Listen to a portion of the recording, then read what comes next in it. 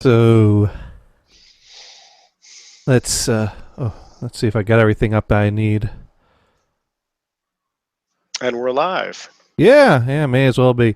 So yes. I take it you're a fan of Bachman Turner Overdrive. Well, I had XM radio playing the classic rock channel, and they played that. Actually, after I tweeted that out to you, because I use Shazam to pull up the link, make it simple. Of course, Right. they have a stupid boilerplate text, so I backed that off, put in your name, and says, "Hey, this one," I said appropriate because I was just leaving a Rite Aid, getting more Flonase and taking care of business. There you go. You were taking care of business. Right, exactly. Now, I should have followed that by taking pictures of the Flonase and the Halls that I picked up and send that out as well, but I wanted to get home, so I didn't. And then the song after that was actually pretty cool too, and I wanted to do it, but I was driving, so hey, no Shazamming and driving at the same time kind of thing. No, yeah, I don't want to do that. But I wish I could think of the name of that next song, but there was a really good bass riff on it, and it came out in the mid-'70s. It's kind of like, see, this is what we could be playing instead of disco, because there was a really good bass line on it. But you don't remember what it is. Bass driving. I can't remember. I'm old. You were just listening to it, and you can't remember what it. But you remember taking care of it. Well, you Shazammed taking care of business and tweeted it. Right, so right. That was that way easy. I can remind you. And this one, the guy's name, I kind of go, oh yeah, that guy did it. Who was that again? The guy. I can't remember. So you can't. So you had this whole full thought about the song and the guy and how cool it is and the bass riff, and it's just completely gone. Completely gone from you. That's right. What can you say? Mm. The topic that didn't show up. Yeah. Yeah, but one thing for sure is that it wasn't the Bean Whistle Rag by Nan Bostic. It was not that. No, it was not that, because this means that it is time once again for another fun-filled edition of Insert title here. I'm your host, Johnny Gators. Joining me is our other host, Brian Blues. Hey, everybody. And somewhere out there is Venison, who might be calling in. And someone out there is Mars, who's sending us pictures of cat ball surgery. Thank you, Mars, for that. I wanted that just about as much as you wanted a nice hot cup of Folgers in front of you. Yeah, I saw that little tweet storm about Folgers. That was hilarious. Yeah. Well, it was really a tweet storm about healthcare, is what it was about. Oh, was it? Yeah. Well, here's what happened this past week. What happened this past week is the GOP has decided to say to 24 million Americans, why don't you go play hide and go fuck yourself, and if you get sick, just crawl into a ditch and die. Oh, and look at this other way, though. They're being very helpful. You don't have to waste your money on health insurance. Oh, wait a second. Never mind. Yeah, you could just die. That's right. In fact, I can't remember whose tweet it was, but I says, oh, yeah, you could pay your premium and then go die. Pretty. Well, now isn't going to come. So the GOP has decided instead of paying your premium and go die, you can save a bit of money and just go die. Yeah, shortcut it. Make it simpler. Right? You see, the thing is that to make it simpler. The thing is that, and I know Jay Booker doesn't like us to get political, but it absolutely disgusts and sickens me that we live in this first world country and can't get damn nationalized health care like any other first world country has. Health care should not be like this. This is a basic need. I don't understand why fucking dumbasses can't get this through their thick fucking skull that this is not how it should be. And it pisses me off, so I retweeted every damn thing I could about it. And after Dune held out for a day, I'll give him that. Yeah, right. And then on day 2, he decided, I'm sorry, Gators, you're not bringing me joy.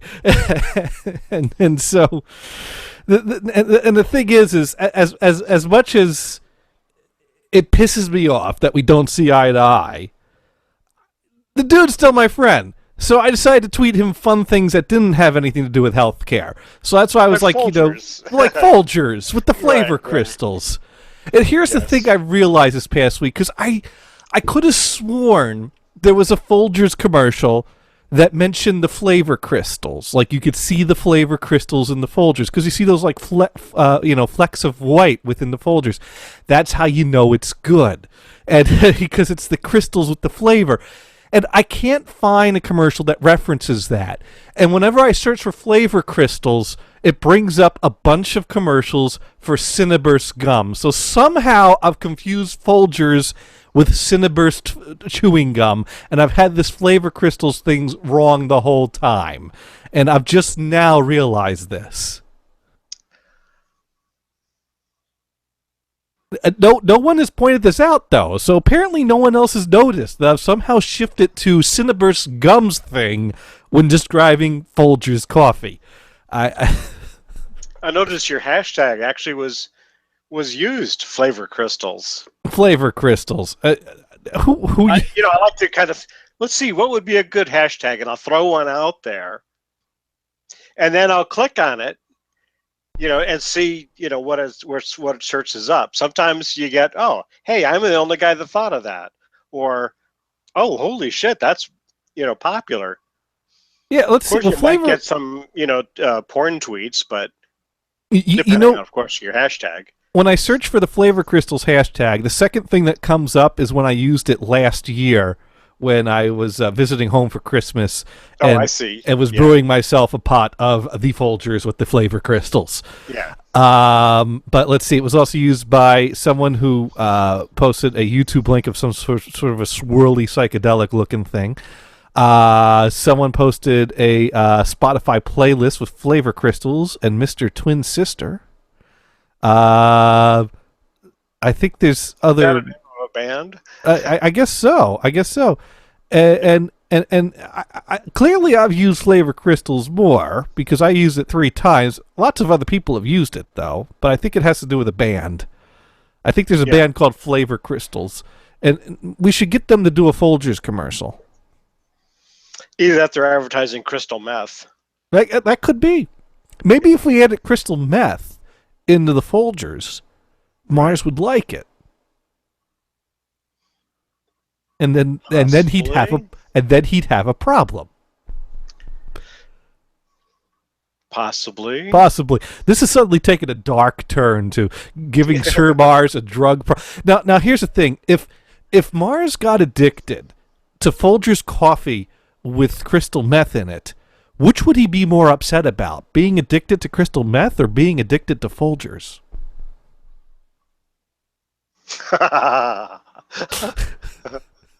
He would probably freak out. That's a tough one. I think he'd be more distraught over the fact that he's addicted to Folgers. Exactly. I think that's you know what, we got to call him and ask him this now. So let's see if we could get let's see what's going on here with the Skypes. Maybe we could get Sir Mars to pick up even though he's offline. Because you never know. Sometimes they're lying about someone being offline and they pick up anyways. Right. The person whom you're trying to reach is currently unavailable. Please leave a message after the beep. Hey, I doubt you check these messages. I don't think you even check the messages on your phone. And I don't know. What's someone more likely to check? Skype voicemail or phone voicemail? No answer, Brian? Oh, that was asking me. I thought you were asking the voicemail machine. Huh? Are you going to get a response there? Wow, this is interesting. Yeah. Yeah, I don't know. It really depends on the device. Okay. Well, we'll leave a message here, and then I'll look up the number. Skype had a voicemail. Well, in that case, we know who's not checking their Skype voicemail then. So Mars, don't leave voicemail messages on Brian's Skype. I Right. think that's the point of this message. We do want to ask you a question relating to coffee and drugs. So we'll check your phone voicemail for the continuation of this, because I think you're more likely to check that. But if you don't check that, then we'll leave you another Skype message and come back and check the next one. All right, so now let me look up Mars's number here, because we this is important. We gotta ask Mars this question, and we gotta and then we'll tweet it to him anyways, making this whole exercise So it's pointless. like an Aussie voice on his answering thing for Skype. Yeah. Oh yeah. Set Skype. that? Skype always has that. See, I've never done voicemail on Skype. Like I said before, I didn't even know they had a voicemail. Yeah, they do, and I think there was a period of time where you had to sign up for it, but I think it's free now. All right, so now I've got Mars's phone number, so let's see if we give him to answer his phone. Let's see. No. When I say call, I mean I want to like call, not. How do I tell it that I want to call someone else and not who I'm on? Call phones. Oh, here we go. All right, +1 510 623. Boo-boo-boo-boo. I'm changing the numbers now. Right. 7247.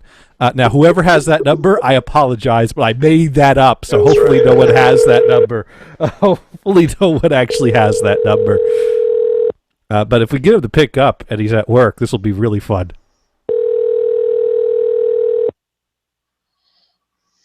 Hello? Hey, Mars! Hey. We have a very important question that we have to ask you because we're coming up with hypotheticals. Yes, hypothetically speaking.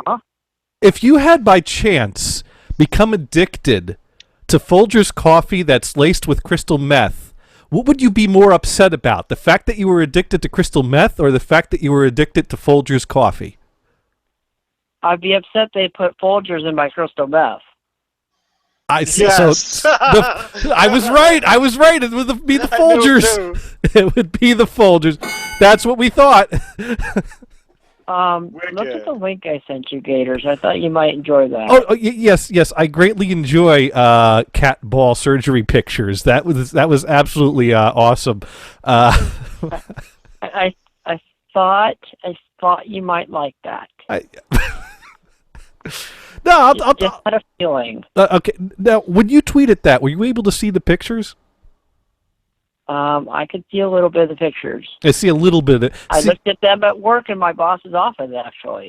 Did your boss see the pictures? He did not know what I was looking at. Yeah, neither did I. That is probably a good thing. What the hell? So now, are you still at work, or are you at home, or? I am just walking in the door, honestly. Oh, great. Well, we could get you on the Skypes then. Probably. Or do you need to wash your hair tonight? I need to take a poop. But that's never stopped you. I hold that if you really need me to. Hey, it's your call. But if you want to continue this Folgers talk, hey, we're going to talk about Raspberry Pis and driving at the same time. And what else? Yeah, because this is well, that makes sense. I would do that anyway. Yeah. You could tether your Raspberry Pi to your phone and get internet on it and actually run a Pandora or something else on it. Yeah, well, I was thinking more like being able to easily get a USB key with FLAC files in the car and do multi-channel sound. And I'm not sure if that's all completely possible. Can you just shove that in the ignition? Shove it in the I tried that, and then the car didn't start because I had to put the key in the ignition. And just the key. It likes a key. But anyways, I'll let you get settled in, and if you don't, I do have one question you can think about before you get in, and that is, I looked at your Skype and I saw this. Oh, it's rat testicles, and it's scientists transplant a rat's testicle into that is the one I neck had said to of Gators, another. actually, the one on his neck.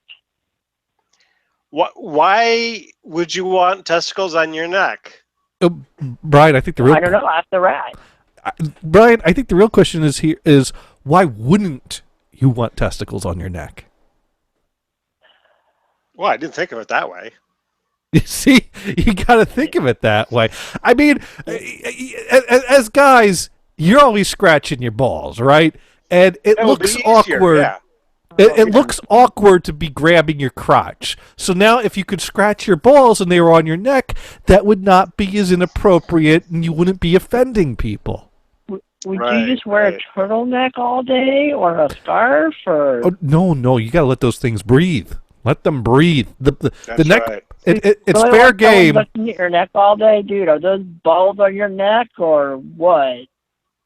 Well, see, here's the thing. Everyone's going to be wanting these. Before you know it, everyone will have them. Would it just be two, or? I don't know. See, I don't know how this works. All I know is you want to let those things breathe.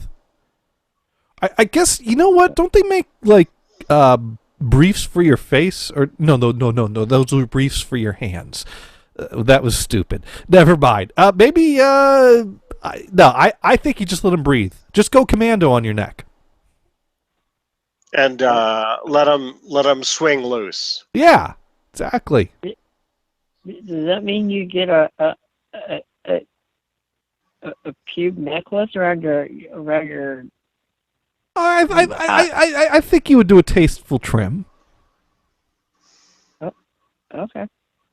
I'd do a tasteful Would trim. it be on the back of the neck or underneath your chin? Underneath the chin would probably be convenient.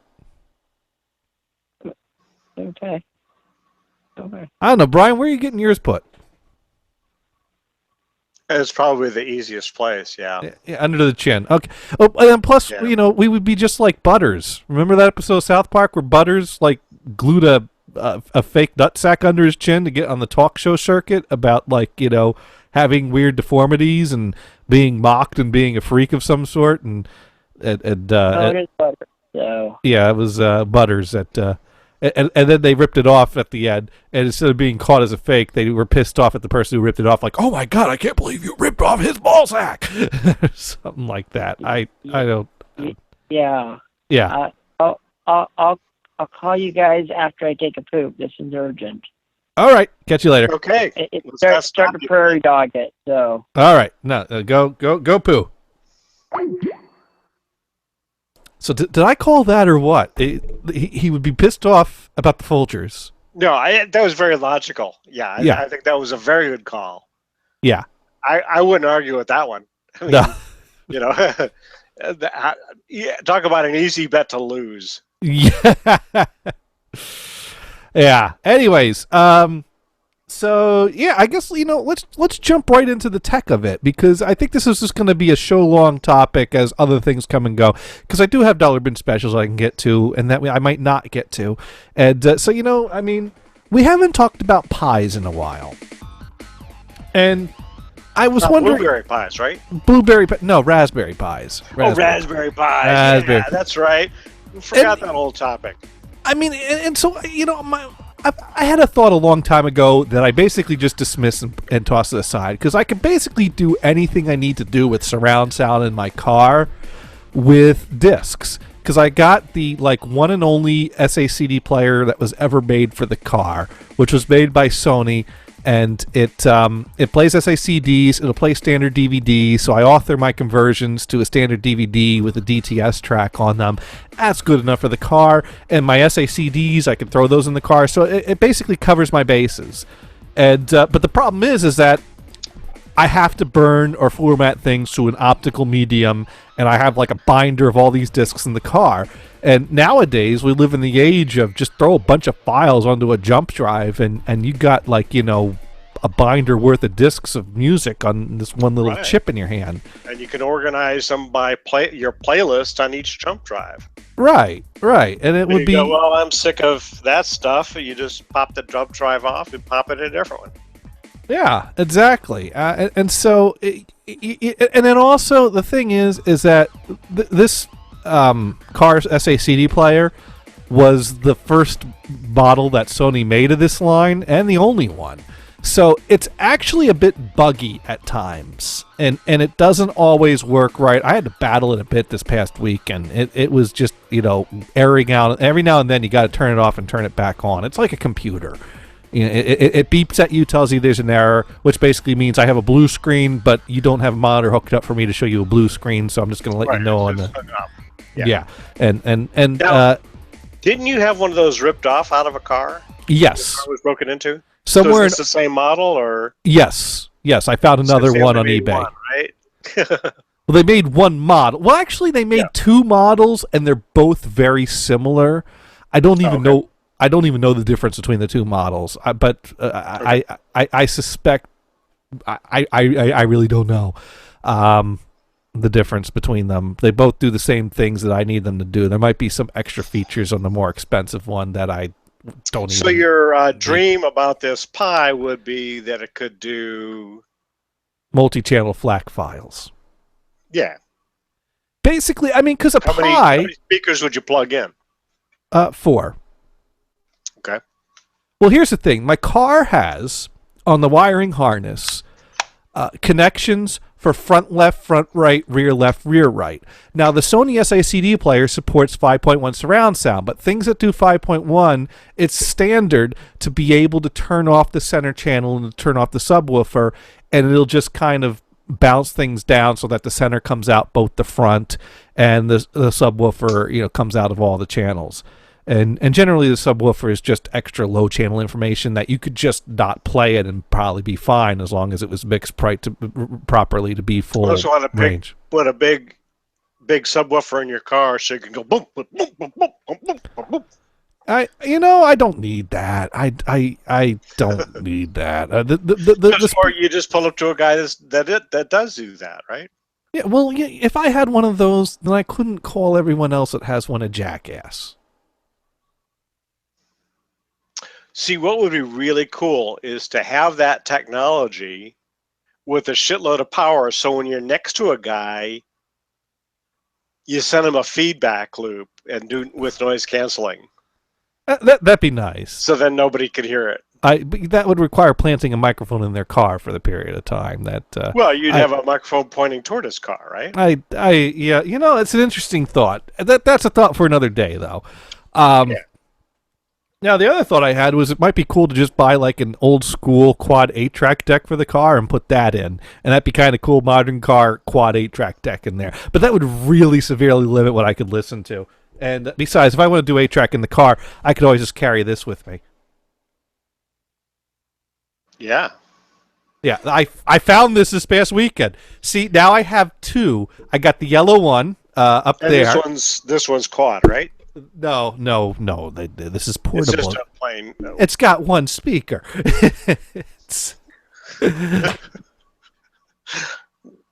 Okay, so that was obvious. Yeah, but no, if you listen to the audio stream, there was only one speaker there. Yeah, I pulled up. If you do a Google search for Panasonic TNT, you'll see a series of portable 8-track players that has a plunger thing on the top, so it looks like a little TNT thing. And they came in 3 colors. That's a bizarre marketing scheme. Yeah, you're not familiar with these? You lived through this. No. You never saw one of these? I do not remember that. No, absolutely not. I was Who sold them? Panasonic. No, but I mean, what stores? Do you remember department stores? Well, I wasn't around back in the time, but I'd imagine if you walked into a Sears Roebuck, they'd probably have one on the shelf. I don't know. True. Yeah, but no, I was under the impression these are would have been probably what, the late 70s, 78, 77. These are probably through the mid 70s. 8-track was probably fizzling out by the late 70s. Right, that's what I'm thinking of. Yeah. I mean, by the 80s, it was dead. Yeah, no, this is definitely. I got into because it wouldn't have been a Radio Shack, and I started with Radio Shack probably 78. Yeah, they probably were phasing these out by then. Yeah. Yeah, but no, these were quite popular. And the thing is my next door neighbors growing up in Hillsborough, their dad had one of these. And I always You thought it think was that's what Timothy McVeigh used? no, I do not. I do not think that. It's an interesting thought. Getting an idea though. And it would have totally ruined these. But no, my growing up next door neighbors in Hillsborough, the dad had one of these, and it was a blue one. And his daughter Jennifer, I was friends with her, and she does often. the plunger actually do something like do a Yeah. boost? No. It changes programs. Because see, right now, you see the number 1, Oh, and now it's number 2, now it's 3, and now it's 4. It does not automatically change programs at the end of the tape. It does not have a sensor for the foil splice and advance. so you're on track 1 forever until you hit the plunger. You have to hit the plunger if you want to change it. Yeah. It does not have an auto change in it. And They put all this extra money and then save like a nickel for a sensor to read the metal on the tape, right? Yeah, exactly. That's kind of bizarre. Now, what's cool is the yellow one that's on the shelf up there. I always wanted a blue one of these because, well, out of Blue's red, cool. red, yellow, and blue. Blue's the color. And plus, growing up, I have fond memories of playing with my next door neighbor's blue one. You know, he gave me a bunch of his tapes. My dad gave me a bunch of his tapes. Jennifer would bring it over. I'd throw tapes on while we're playing around in the backyard. And anyways, that one up there, the reason I have a yellow one, I had someone I knew in college found it, and he was like, "Oh my God, Gators would love that." And he comes up to me and says, "Hey, I found this thing that you would love." I'm like, "Oh my God, that is awesome.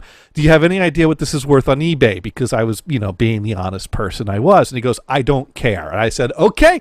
I just wanted to do my due diligence and let you know you can make a little money off of it on eBay. I mean, you're not going to retire on it. But any guesses on how much I paid for this? $30. 65. $65. And So are you going to put in quad heads in it and convert it? No. This is in pristine working condition. I'm not messing with this one. If I mess with one, it'll be the yellow one. But the yellow one's a little iffy and crackly. No, I'm going to leave this then as... you convert it and put a pie in it. There we go. There. See? You're going to be thinking, You need a case for your pie project. Yeah. Put like a USB port in here somewhere, or I don't know. Sure. Yeah. But now they came in 3 colors, although that's not entirely true. There were 3 other colors. There were prototypes made that have a clear case that you can see the insides, and that was not sold like that. That was just, test models, prototypes. And those show up from time to time on eBay. Those bring in hundreds, maybe You think they would have been a thousands. store demo? I don't even know if it was a store demo or if it was just within the industry demo. I've not found much detail about that. They also came in white, apparently. I don't know much about the white ones, but they're very rare. And what I found on eBay recently that I didn't even know about is that they made black ones only in Japan. And under Japan, they were under the name National instead of Panasonic. And those had connectors on the side to connect a pair of external speakers. And someone's got one of those now on eBay with starting at over $1,000. And I don't know if it's going to get any bids or not. Yeah. So if you got to have You them think all, it was stereo? it had 2 separate outputs and 2 external speakers that came with it. I don't know if that means stereo or double mono. I'm thinking stereo. Yeah. But if you must have them all, you're gonna be dropping, over $1,000 to get the black one, and you're gonna be spending some hundreds of dollars for the clear and the white one. So most people that are gonna have a full set are only gonna have the common full set of the red, the blue, and the yellow. I just need to find a red one now. 65 was actually a good deal for this. They generally go for around 70, 80, over 100, especially if it still has the box. And plus, this one came with a Paul McCartney 8-track tape. Nice. So and it has the power cord, and there we go.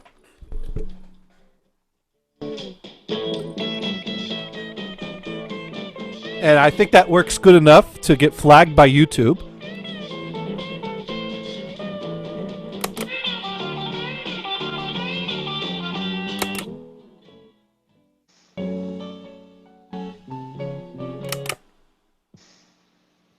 Oh, we reached a silent point in program 4. Oh, I think it's some drums. Anyways, you get the idea. Cool little unit, That's isn't pretty it? cool. Yeah, heck, I got a Kate. Definitely cool.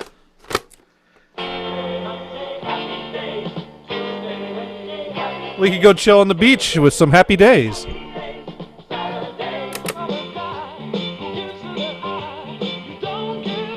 It's the 70s all over again. That's right.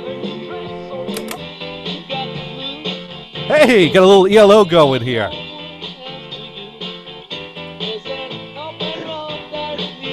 This is a pretty good sound for a little compact unit like this. Yeah, not bad at all. I mean, even from here. Yeah. I mean, because there's a crappy one, it wouldn't sound really bad. But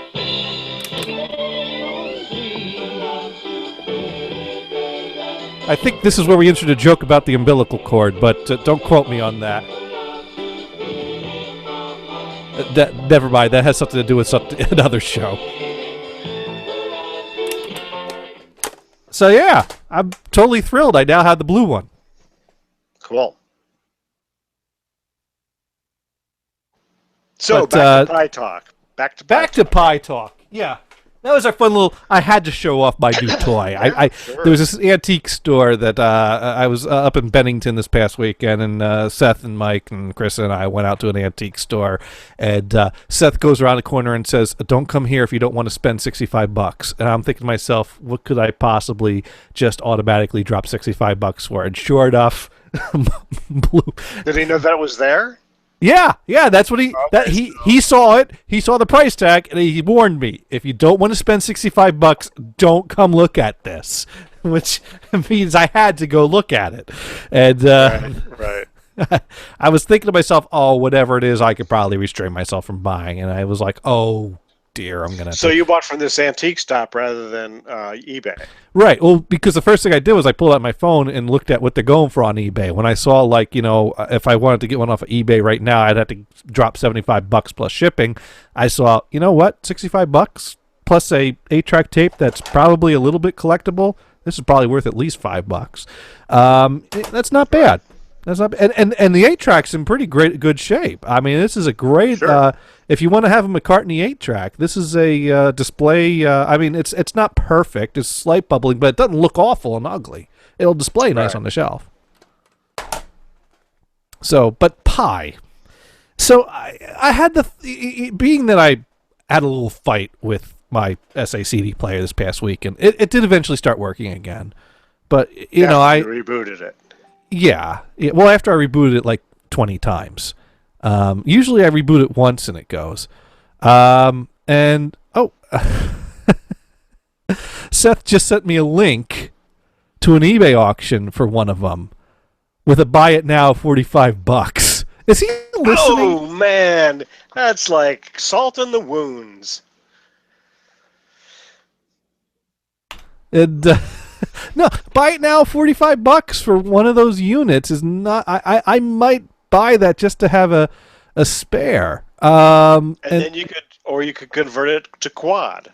Yeah, and this is actually the higher model because they made two of them, like I said, and both of mine were the cheaper model, and that's not Gothard called in. That's Mars calling in. Hello, Mars. Hi, how are you? Good. How you Hello, doing, Mr. Mars? I'm okay. Yeah. I haven't eaten since like 6 o'clock this morning, so I'm eating too. Sorry. Jack in the Box? Yes. Today is chicken strips and ranch dressing. Awesome. Good stuff. All right, so how do you like their chicken strips? They're edible. Okay. Not fabulous, but just edible. And it's free shipping. Free shipping chicken strips? No, yeah, Mars got the chicken strips with free shipping. Isn't that right, Mars? Yes. Who knew Jack in the Box got delivered via USPS? Who knew? Yeah. No. Did you take Uber to get there? God, I should have. Now, here's the thing. Gothard just sent me a link for the more advanced SACD model because he knew that. Well, he was with me when I was fighting it in the car, and so apparently one just showed up on eBay. Starting bid $30, buy it now $45. And this is the thing I hate, because if I wait 9 days and no one else wants it, I could get it for $30. And part of me is like, do I just buy it now for the extra 15, or do I try to save $15? Because here's what happens. If someone else bids and I go, well, I'll just bid the 45, and whoever else is there isn't going to spend more than 45 because that was a buy it now price. No, that won't stop them. They'll go 46 and I'll go 47. And it's like, damn, I could have had it for $45, but this stupid jackass had to ruin the cheap price. What color is it? Do you ever use a sniping tool? Well, the thing is, though, is that even if I use a sniping tool, if someone else comes in and I snipe it, I'll end up paying more than 45. So it's like, it's a risk. Yeah, but you put in the bid for whatever you're willing to go. Right. So if he hits 46 and you have it set for 55, you'll pay the 46. Well, what if that person pays 56?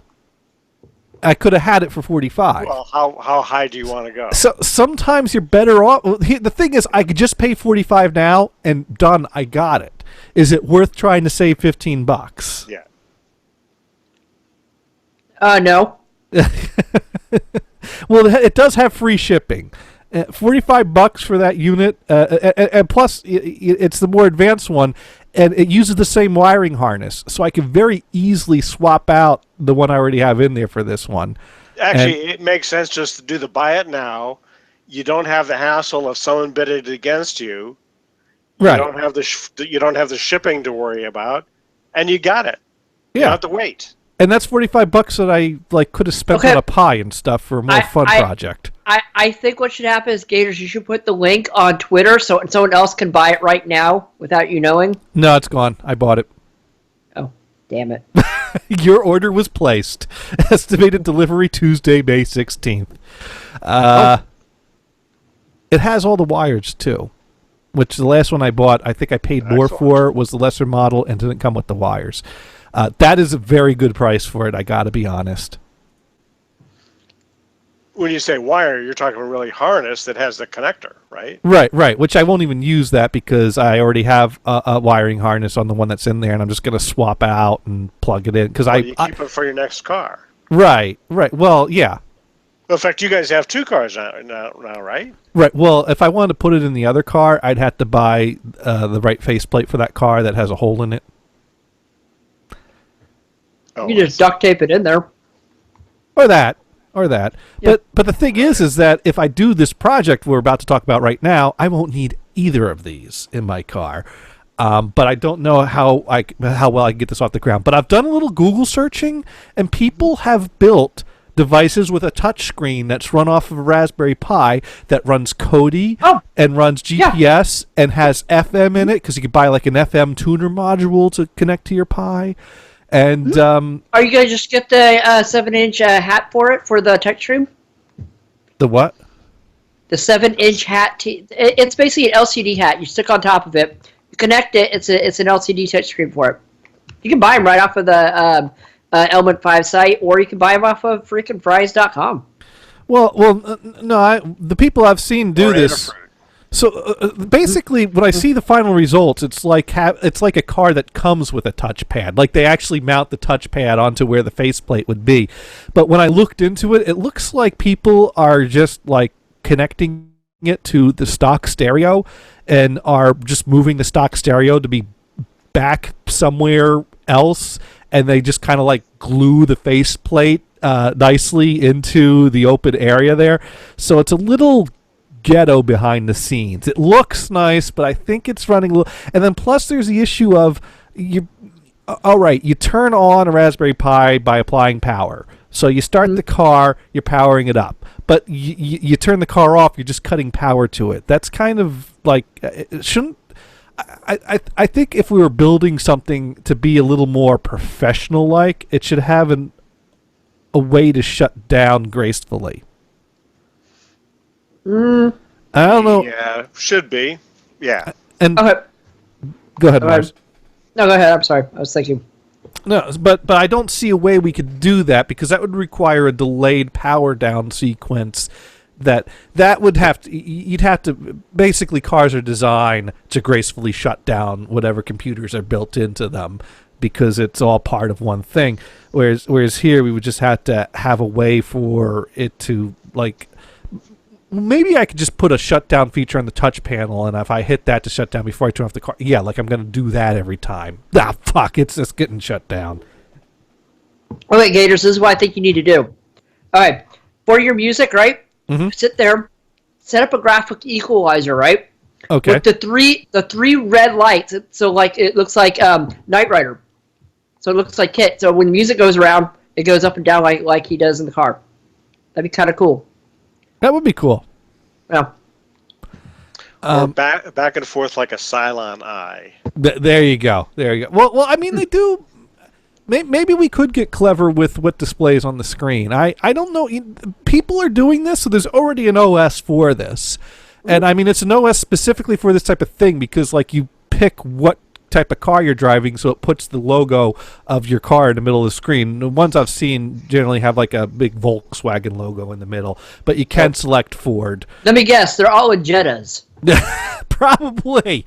They're all in Jettas because that is the car that is a car everybody mods. So I'm trying to figure out the best way to do this. Raspberry Pi 2 Kodi Car PC boot. So that's what it is. It's Car PC and it runs Kodi and it runs other things. Now the thing is Kodi supports surround sound, but I'm not sure how these things. I think some people are using touch screens that are using the HDMI port. So does that mean they're just using the analog stereo port to go into an analog stereo in on their stereo? That doesn't work for me. So how do I need to come up with a way to make this do surround in my car. And the only way I could do surround is if I utilize something that allows me to output audio from the HDMI, and then I have to have some kind of a car-powered amplifier that accepts HDMI, or an HDMI to analog converter, and some kind of a unit that accepts analog surround. You didn't think about the USB on it. You could get a USB 5.1 mini USB 5.1 card for it. That's how I have mine set right now. I have a little USB. What is it? It's a C Media card that does 5.1 if I need it. That's how much did that run? Yeah. I bought it for $12 at Fry's. Is it noisy? No, actually, it's a cleaner. It's actually a cleaner DAC than the one that the Raspberry Pi gives you. That's not bad. But my concern is that car audio can be noisy if you start doing your own things. Like I know in the older car, I have problems with if I plug something into the audio input jack and it's plugged into the cigarette lighter, I get a whine on my audio. And I'm thinking whatever's going to be... Is that a grounding problem? What is that? Noisy. And well, it's a whine that actually I can adjust by using the gas pedal. I could, if I vroom up the car, the whine kind of woo, it's like a little theremin in the background. And that's, so I'm concerned about, if I start putting things into a car that wasn't designed for a car, am I going to start getting noise issues? So that's a concern. But my thought is to do this in steps, and if anything, we have a little fun. So, like, if I got another Pi and a touch screen and installed this car PC thing onto the Pi and the touch screen, and at least got a unit that worked, and the FM module and whatever I need to do to make it do GPS. Because if I'm gonna, my thought is this would not be a bad thing to have a screen mounted in my car in the dash that did audio, did GPS, and did FM, and that way I don't have to use my phone for GPS. It would just be right there and built in. That'd be pretty convenient. That would not be bad if I could build something like that for relatively cheap. I just don't know if it's all doable. And then, of course, my big thing is that if it doesn't do surround, it's a no-go. I'm not now. Here's the other thing: bonus points. So maybe I should write this down because this is going to be a long-term project. And if anyone has ideas or suggestions, feel free to write them in to at NHB Radio on Twitter, NHB Live through Skype or AIM. And, hey, Mars, if you like this idea, you could build one along with us for your car. I could, but my Jag's in Virginia right now. Wait, you got 2 parking spots. You No, I basically sold it to my sister, so. wait, you don't have 2 parking spots anymore? No. I sold my Jag to my sister. Oh, you sold the wait, where did you get a Jag? Inheritance? That's awesome. Yeah. Here I was being like silly, like, yeah, Mars doesn't have a car. And you no, I got the Jag, but it's in Virginia. That is great. He could install it in the Uber car. Yeah, there you go. If you have a favorite Uber driver, you could go, hey, we're putting Cody in your car. Hmm. You know, from Step by Step, Cody. He's just going to sit in the passenger seat all the time. Get an old boom box and retro it into a boom box, but then you have extra speakers. Oh man, yeah, driving Robert's car, Genocide Rob, Kane London, whatever you want to call that guy. He had the piece of shit car, the Chevy Cavalier. That it wasn't enough to get one dent on one side. He needed to make it what's the word I'm looking for? Symmetrical. And so instead of getting that fixed, he just got crashed on the other side. And his car was symmetrical once again. And but it was a piece of shit car. And the car system was just a radio. There was no cassette. There was no CD or anything like that. So he had a boom box sitting on the back seat. That was our radio whenever we drove around that car. So yeah, we got a Cody boom box. That would be a step up for him. But, all right, so let's kind of lay this out and do this in phases. So I guess the first reasonable thing to build would be to get a Pi 3. Now, I think people were building this with Pi 2, but I don't want to run into issues where it can't handle the surround sound output. And I think people have successfully installed this on the Pi 3, so I think we'll do this with a Pi 3 and a touch screen. So we got to figure out what size and type of touch screen we want to get for this. And well, they sell 7-inch touchscreens for the Pi itself. Yeah, but that's too big. That's too big, and that would have been the easiest option. And speaking of easy options, we got Venison on the line. Yes, you do. It's the old Venison. Wait a minute. Back up here for a second. You, Sir Morris? What? You inherited a Jag? Yeah. Why? Cruel joke. Yeah, I was about to say. It's a 2001 Jaguar. What was it? Next class? No, Oh my. is that something where you inherited everything that the person owned, and among that was a Jag, or specifically, I'm leaving my Jag to Mars? Yeah, specifically the Jag. So that You should have kept it and had it in your parking spot. that is a joke. That's You got some cool relatives, man. I'm sorry. That is. We have to laugh at that for a moment. That's hilarious. Did you get a laugh out of that when you were told you inherited a Jag? Yeah, I did. Yeah, where was this Jag? Would you had to send it out here?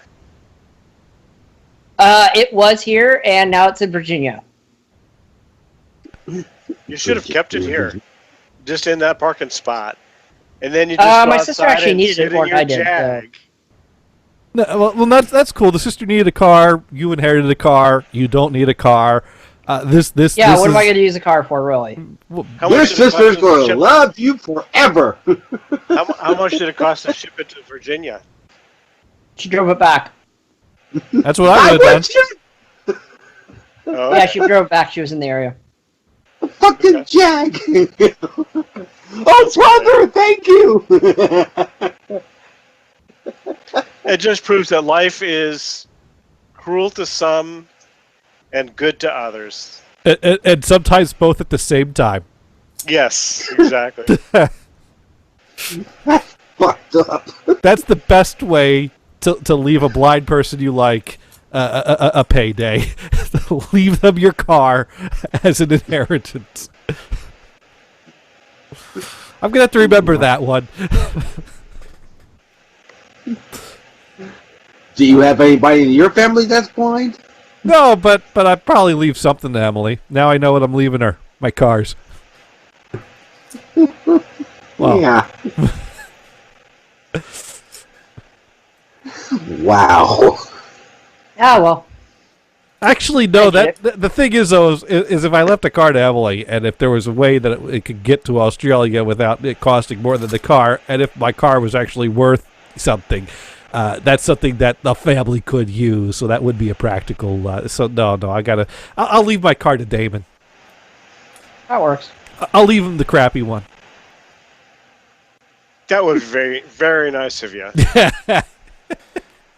It'll cost him more to get rid of it. Oh, dear. Yeah, because that's the kind of friend I am to Damon. Yeah. Anyways, so, if we're going to start the starting phase of this, so we get a Pi 3, we find the suitable touchscreen to go with it, an FM tuner, and let me look at the projects and how this OS works and what we need for it. Because I found other different people's doing. Well, there's a YouTube a clip that we can look at here that might help us over on the YouTube stream get an idea of what this looks like. So I'm going to screen share. Let's see. Yes. There we go. I again. Yeah, but I'm a cake person. but Venison, don't you like to have tunes in the car? Yeah, but a kick-ass Pioneer stereo. All right. Well, this is kind of like Hey, that. Vanessa, wouldn't you like to have a car? Very much so. I used to have 5 of them. So I think this person actually had to hit a button to initiate power. So this person rigged it up so that it doesn't turn on automatically with the car. So I'm not sure how that works. And there is some boot time to it, but it's not that bad of a booting time. But it got this cool, flashy loading screen. And there it is. It's up.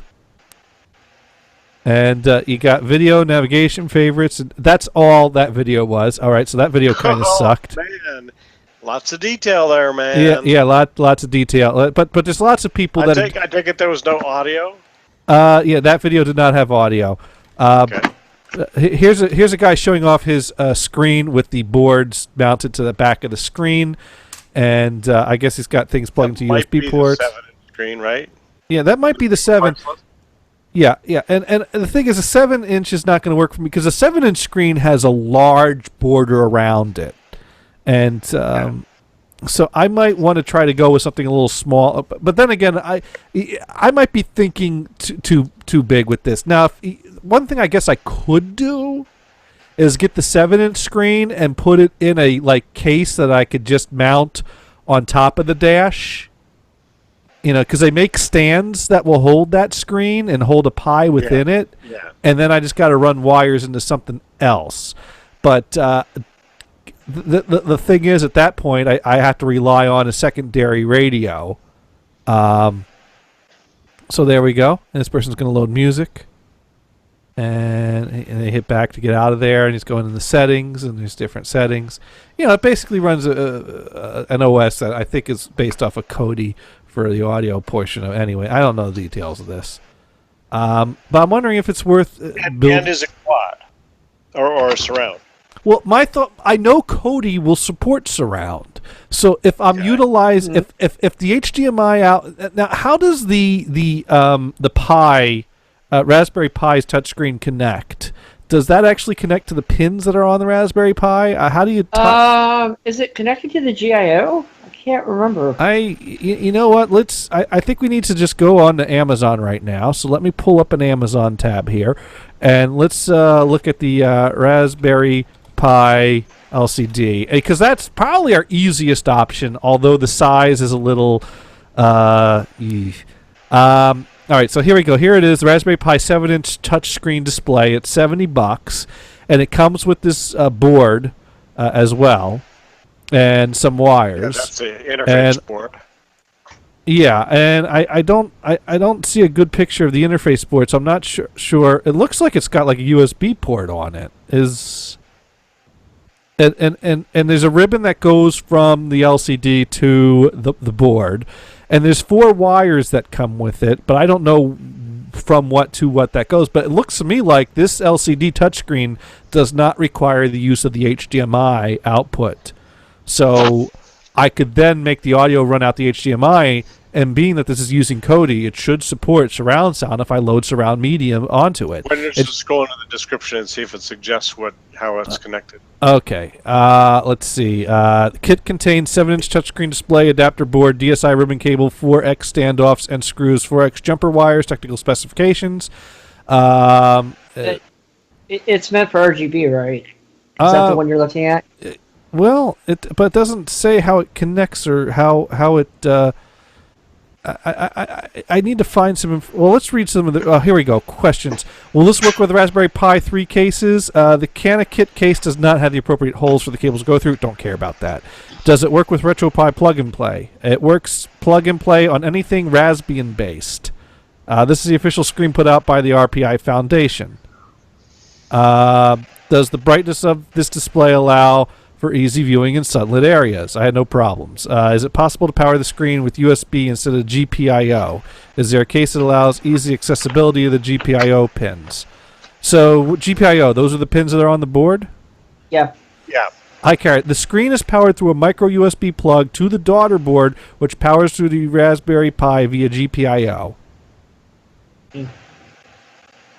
So does that mean that's where my video gets there too? I think that's a pretty good assumption. I think that's what it means, right? Yeah, the micro USB basically gives it power to run it, and then the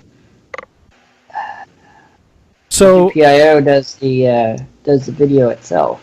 So wait, this has to have its own power, or does it power off? No. The micro the micro USB actually comes off a daughter board, which connects to the Pi itself.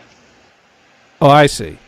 So you would run the whole thing, but it's gonna you can't run tons of power through it because Pi only allows, what was it, 2 point or something like that volts? I'm not sure, but this should work. Now here's the issue. Here's the issue I have, and I'm going to switch back to my camera because I have here the stock stereo from my Ford Taurus, 2008 Ford Taurus X, and basically this thing is twice the height of a standard head unit. So what I have in there right now is an adapter that fits in, that gives me the standard size, which is where I got the SACD running to, and a shelf underneath that, which is kind of cool. The point is that this is a size I have to work with if I want to make something mount neatly into that space. So measure and then look at the specs on that listing. And I got right here a Capital City Container measuring tape. Wow. So you're supposed to measure once and cut twice, right? And I'm measuring across this part here that will fit neatly within the area. And this is 7.5 inches wide and 4 3/4 inches high. And the screen is 8.8 inches wide and 6.8 inches high. So that would leave me with... that's not going to mount flushly into the area I have there. So I can't use... duct tape, right? I can't use this screen to just mount neatly there. So that's a rectangle peg in a different size rectangle hole. Right. That would be... and the thing is that it's 3.2 inches deep. So it's not like it's just a flat thing I can kind of mount on top of there and have it overlap a bit. No, it's going to be this huge thing, Juddy. I'd have to put that in its own case and mount it on top and have it be like a touchpad that's mounted on top of the dash, which is not necessarily a bad option. In fact, if this had HDMI input somewhere on it, I would totally go that route. Now, the problem is, though, is that now this does have auxiliary input, probably through the wires here, but the auxiliary input is actually a stereo 1/8 inch jack that's inside of the armrest area, the little cubby there, and so that would probably tie into here. Basically, this is a stereo amp running out to 4 speakers. Now, I have separate wires for front and rear speakers, so I could hook up an amp in there and run it out to the speakers and 4.0 surround, no problem. If I could get a 4.0 auxiliary input to this, and if this actually had 4 separate channels of amplification that's going out to those speakers, nah, see, that's the thing, is I don't have an easy way to tie it into this. So I really feel like this is its own unit. I can't use it with this. Well, it's only going to have 2 amplifiers anyway, I'm sure. And A 2-channel amp running out to 4 speakers. Yeah. I don't know, but wouldn't each speaker need to have its own channel? Yeah, It could be. Gators, look at the link I put in NHP Radio's its messenger. Put them in series or put them in parallel. Probably in parallel. Look at the link I sent you, Gators, on the NHP Radio, NHP Live AIM account. Okay, yeah, we do have a message coming in, and yeah, Mars sent me a link to a forum. Is there any sound shield available that can give me analog 5.1 sound from my RPI2? I have a Logitech 5.1 setup, which only has 3 stereo inputs. Yeah, okay. It's kind of the same thing, except you'd be running it through your car and not through Right. the, yeah. Yeah, if I have something that has analog inputs, I could get a USB card to get analog outputs. Or I could get an HDMI to analog converter. Or I could use a smaller LCD screen and see if there's options for those. But then I'd have to build a case. And, I mean, it looks like there's not much to choose from as far as 7-inch LCD screens. It seems like it goes from there to a lot of 3-inch screens. So I'd be looking at a smaller screen, which might work. Yeah, it's I'll tell you what I wish you had, Gators. This is what I wish you had. I wish you had an already touch screen thing in your car, because then you could just hook the HDMI from your Pi into it, and it would run through the screen. well, but even that doesn't necessarily mean that touch screen has HDMI though. Cars don't typically have HDMI. They might have a USB, and typically the cars aren't doing discrete surround, not on a stock thing. I wish I had something too. Now, you know what? I ought to look at what this Sony is capable of doing, because I think the Sony, I know the Sony has discrete. So this SACD thing. I know it does. It has a stereo aux input on the front, but does it have a surround aux input on the back? I forget what else it. I know it does line level surround analog output off the back, so you can hook it up to an external amp, which I'm not doing. I'm just using the harness to go direct to the speakers. But there's a bunch of cables that goes on the back of this, and I don't know what all those cables are. So I need to find specifications. Well, you can just pull up the specs. Yeah, Google it, dude. Right? All right. Well, we're going to do a Google search right now for a Sony MEX DV2200 manual. So let's see if we can find that. Oh, wow. Sony still has a support page for this. It forwards to a 404 not found. No, I'm kidding. It's oh my God, they still have. There. Here we go. Let's see. Here we go. Operating instructions. Installation connections. There we go. That's what we want. Problem: the connection was reset. So apparently they have links to the documents. They don't have the documents anymore. Yeah. Ugh. That's painful.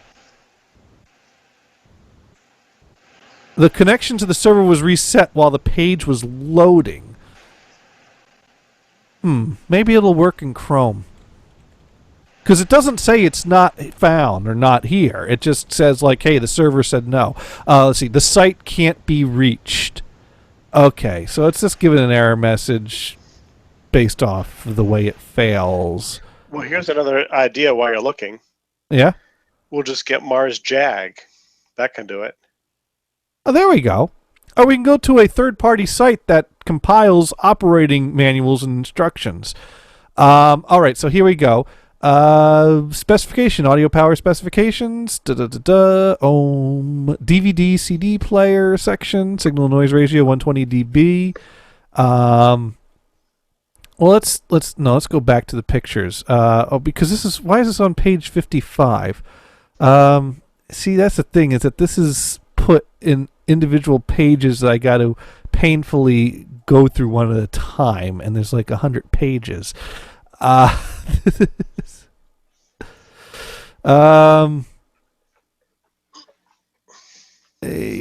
Let's see.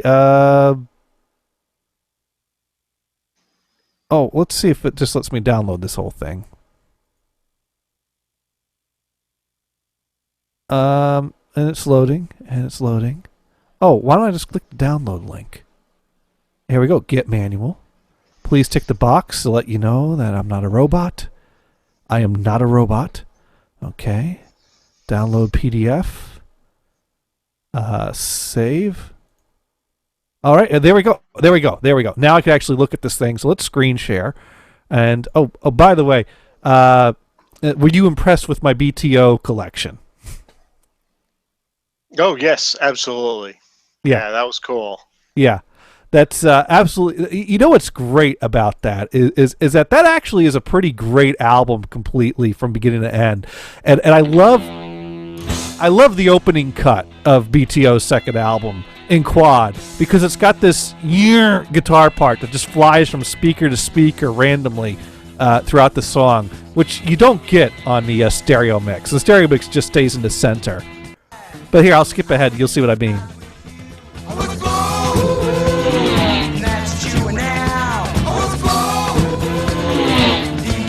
So yeah, if you can get BTO's second album in quad, totally worth it. Because you can hear that fly between two different speakers every time. Yeah, that's cool. I mean, if you like taking care of business, you'll love the whole album. Anyways, so let's bring this manual back up. Let's see. Playback, disk symbols, location of functions and controls. Let's see if it shows us what's on the By the way, can you go to View and then Show/Hide and get rid of that toolbar and we get a bigger image? Okay. Tool, page display. Show hide, the tool pane. There we go. Yeah, that was a good call. All right. Well, all right. I So do that all the time. It's like, can't I make that default? Oh, that's right. It's a fucking Adobe product. Yeah, that it is. Now, if we can get this to show me the back of the unit, I want a picture of the back of the unit. Yeah. You can close that silly menu thing on the left. Well, the menu was helping me find things. Let's see, main unit, card remote control. As soon as you find anywhere, then you just click that off, and we'll even get a bigger screen. All right. Let's see. Sound adjustments. No. Settings. Using optional equipment. This is about controls for optional equipment. See, I think what I actually need is a installation manual that would probably show me things about the back of the unit. This is all the front end stuff. Control F and search for input. Well, but the thing is, on Sony's page, I saw there was two documents. Now, mind you, Sony's page being where I could not actually download anything, just see the documents that I can't download. If I go on manual specs warranty here, the operating instructions is what I have. Installation connections is what I want. And that's what I'm missing. So I think I need to find Sony X2200 installation connections. And if I could find that document somewhere else... let's see, that's operating instructions manual. Here we go. Here we go. Here's another third-party site that's got it. And here we go. View manual online. And here we go. Here we go. Now this is going to actually tell us some things, maybe. No, this is still not really showing. It's showing me the bracket. Oh wait, I can scroll this to the right. This is awful formatted document. If just show me what fucking wires comes with this damn thing. Why is there not a fucking page? It just shows me the damn fucking wires that comes with this. All right. No, all right. So I want number 3 over here. Well, Control F and go for fucking wires. No. I'm getting somewhere here. Okay. 2 amp remote in of an optical power amplifier. This connection is only for amplifiers. Connecting any other system may damage the unit. All right, so I think it only has line out. I don't think it has line in. I assume that your toolbar on the right is still is visible on this page. No, this is in the browser. All right. Oh, here we go. This is explaining me. Sometimes it works the same. No. I don't know what you're talking about. You have to download it first. All right. Then you get into Adobe. Basically, we got a front video out, rear video out, a center out, a sub out, and a rear audio out. What's the difference between rear video out and rear audio out? I don't get that. And then we got our harness connections that will go to speakers. And bus control in. And bus audio in, aux audio in. But I don't think it has a surround audio in. You know what? If I found a guide for the wiring harness, maybe the wiring harness has inputs. Probably not, my guess would be. All right, so here we go. Here's some more diagrams on how this unit works. Of course, I have to scroll down in order to scroll left to right because of the way this document is laid out. Here we go. Here's the wiring harness. And we basically got speaker out, left, right, and ground, and antenna remote, and illumination, and power, and one that goes in the parking brake. So if you want to disable the video display unless your parking brake is on for safety reasons, if you don't trust yourself. So that's not got any audio ins on the harness. And I just don't think we're going to find what I'm. Now there's a mic input. That's right. It does have a mic in. That's the weird thing it has. It has a mic input. So if you want stereo mic. So if you want to do some karaoke while driving and you want to hear your voice come out the speakers, there's a mic input. Is that stereo or is that mono? That would be mono. That would be mono. Maybe it's for your hippie bus. That could be. Got your hippie bus wired with the unit, and you got a microphone. You can talk to the customers. Yeah, you could do that. You know, that's what I would totally do. I would get a hippie bus. Now, there is an auxiliary input, and it's a stereo auxiliary input, it looks like. So it looks like if I wanted to, I could build one of these devices, put it in its own display on top of the dash, and feed it a stereo analog signal. And hey, I'd be able to do all kinds of cool stuff with stereo stuff with Kodi, and I'd still have my disc player for surround.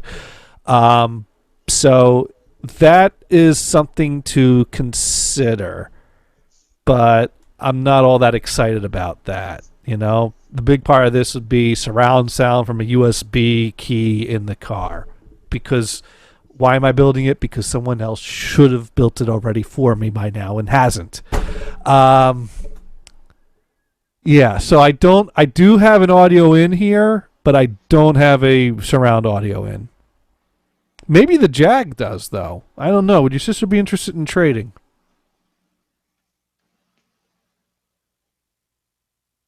Mr. Mars? We lost Mars. I realized he hadn't talked in a while and figured he probably... Do we even have a Does it call? look like he's still connected? That was Skype, right? Yeah.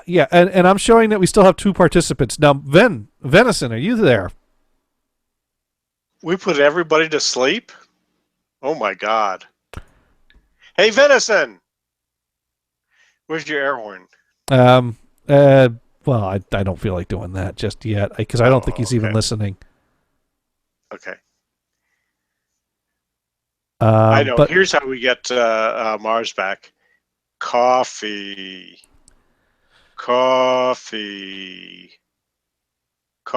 You know, like Dorothy with the ruby slippers. There's no place like coffee. That's right. Hey, let's take a look at some Folgers. There we go. Then he would hang up. I must have the wrong house. Sister? Oh, I missed you so much. They waited up all night for you, you know. It's a long way from West Africa. Oh, coffee. He's here. I brought you something from far away. Really? Oh. Is that dude? Oh, did we lose the call? It showed me it was still connected. I got a phone call and I hung up. Well, the funny thing is, Venison was connected to me. So he's like, what's going on? And I'm like, he says, everything disappeared. And I'm like, I don't know. Did you call me or did you call NHB? Because I called NHB. I'm like, okay. That's weird. By the way, I sent you a link. I'm sure you've already looked at this one, Gators, but I sent it to your other one, not the NHB. So okay, yeah, oh yeah, I'm clicking on it now.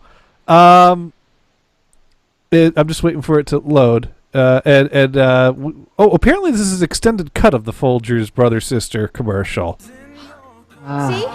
I smelled it. He's back. Ryan, you have to leave. What? What are you guys talking about? We know what's going on here. We know you're trying to each other. What? No. Oh, please. Brothers and sisters don't look at each other like that. He sent you to West Africa for a reason, Ryan. See, this is the they're making fun. You remember that Folgers commercial where the brother and sister are just a little too close? Yeah, I try to forget those commercials. No, the only Folgers commercial you want to see is the Rockapella one. Exactly, it's the best one ever. Yes, and besides, when all else fails, if Gators pisses off Dune, all he needs to do is talk about Folgers, and it makes everything better, right? That's right. Now this I believe is the OS. I've been Ultimate Car PC system.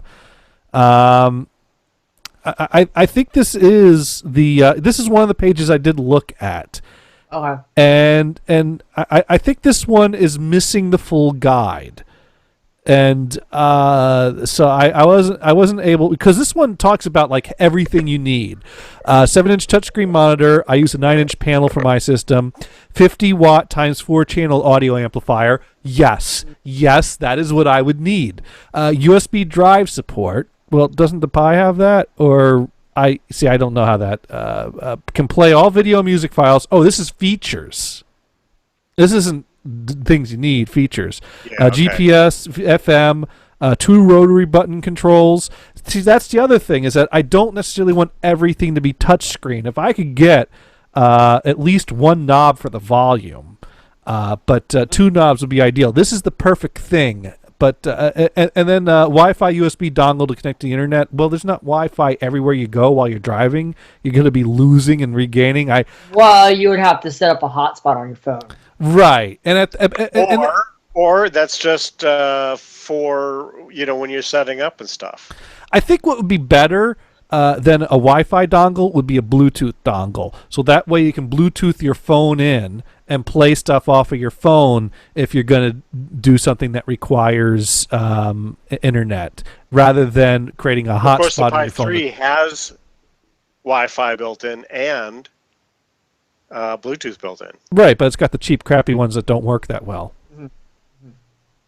Well, what do you want? It's a Pi. Right, which is why I'm thinking it might make sense. If you're going to do serious Wi-Fi Wi-Fi... for the better one. Okay. Most projects I've seen, if you're going to get serious with the Wi-Fi, you add a USB Wi-Fi dongle. I'm thinking the same might apply to Bluetooth. Well, you know what? We could try the built-in Bluetooth, and if I find, wow, this sucks, then I'll buy a. Then you get the dongle. Yeah, and we throw it in there. Not that expensive anyway, so.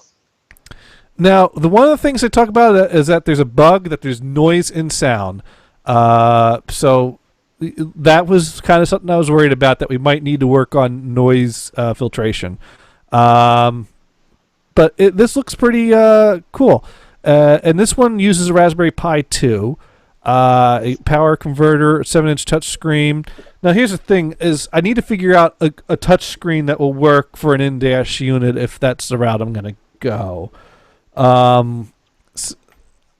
And $70 is a lot to pay for something that I don't think is going to work for my purposes, or that I have to figure out some sort of a half-assed version of.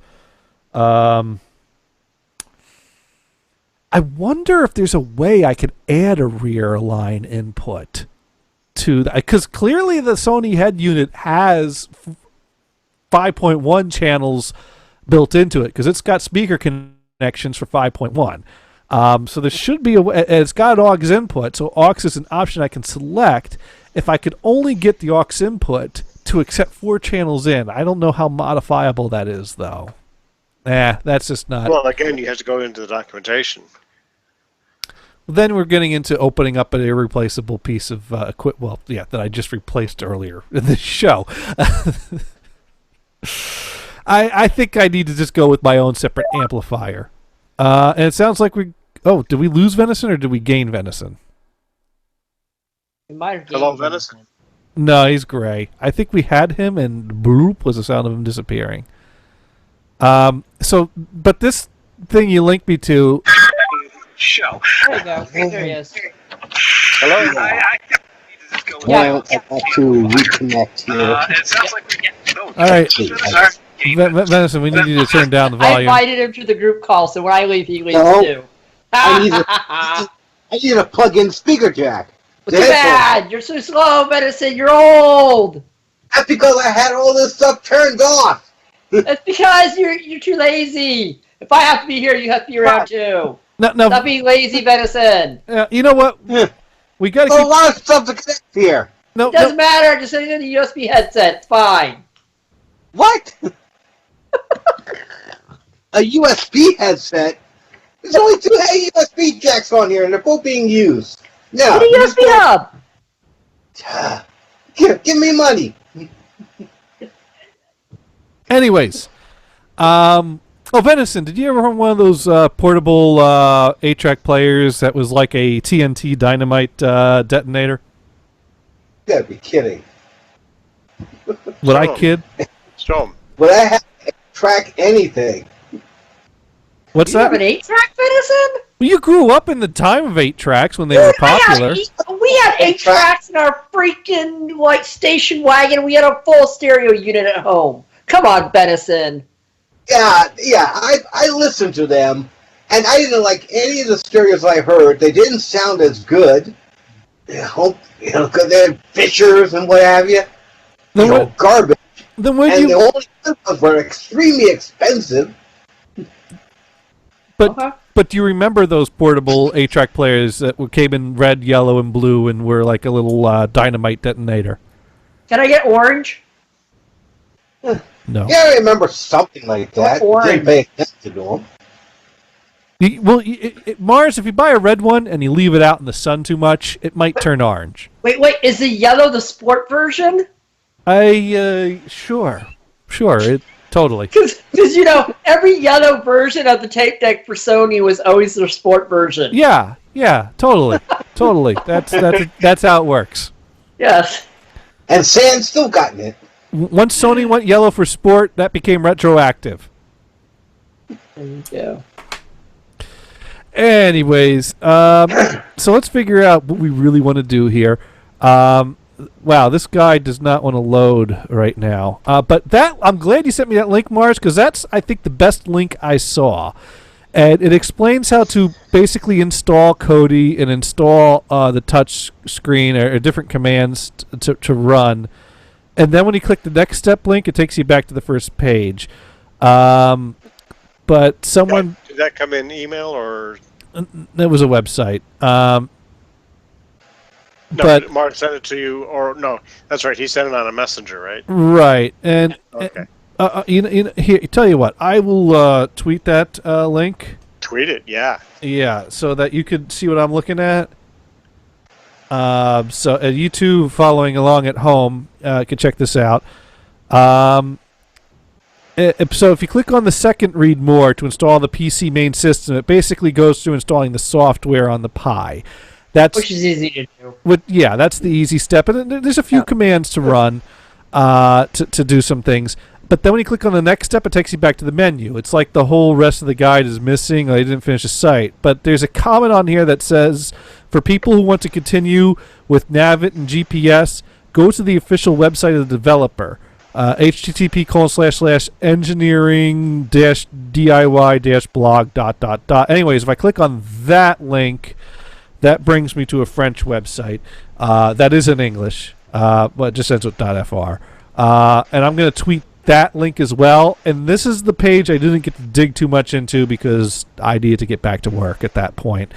This one doesn't seem to have as much of an easy, straightforward guide. Because that page had the start of, like, here are the parts, and here's what I put together. And now I'm on this page that's for the software, but it doesn't really have me a step-by-step how to put together an amplifier with this. I got an advanced user guide and a beginner user guide that I can link to off of here, but the advanced user guide is just a set of instructions and a diagram of pin layouts. But that's more for the software, once again. I don't see how to... Well, it's got how to set up the GPS receiver. Oh, do you ever go to the Pi Hut, Gators? You ever look at their site? No. Pi Hut. Go to the Pi Hut. The Pi Hut has, just Google Pi Hut, you'll find LCDs and amps and tons of crap for your Pi. It's a really good site. Brian, you've heard of Pi Hut, right? Yeah. Yeah. That is a site he probably wants to check out for a lot of his extra stuff. They have a ton of stuff on there. All right, let's see. I think our first step here is finding a touch screen that's in a size that can fit on this size of a faceplate and does not require using the HDMI port, because I'm thinking the HDMI port is where my audio is going out. And I'm going to have to... So you're not going to buy external DAC for it then? A USB DAC? I'd rather... It'd be cleaner. I don't think that would be cleaner. Because HDMI is going to send digital out the HDMI port, and then I'll have something else that has an AD converter, and I could have that in a shielded box. Okay. The USB is going to, on the USB port, convert digital to analog and be running analog cables through the area back there. I don't know.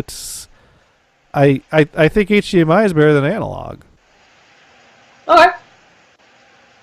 If you want to run, you might be able to split your HDMI to do video and audio with an adapter, right? Yeah, but that could cause problems. I have an HDMI splitter because I was using it with my capture device and things like that. Sometimes it works, sometimes it doesn't. So I don't want to start going down that rabbit hole where I could end up with problems, because the last thing I want while I'm driving is a situation where I need to disconnect and reconnect the wires. In the car, I really need something that just plain works. This can't be a lab project. This has to be stable and work, because I'm going to be driving down the highway at 85 miles an hour. I do not need to be wiggling wires. Gators. It's a Raspberry Pi. It's called a lab project. I'm building something stable with this. Okay. All right. How fast going down the highway? 85. Ooh. You don't know what the speed limits are up here. I know they're not above 65. 85 is 20 miles above the limit is perfectly reasonable. No, he's used to California driving. That's the problem. I'm going with the flow. 20 miles per hour over is is just when it starts to get really expensive. I stay just under that. I'm going with the flow. Yeah. I go with the flow of traffic, and traffic flows at around 80 to 85.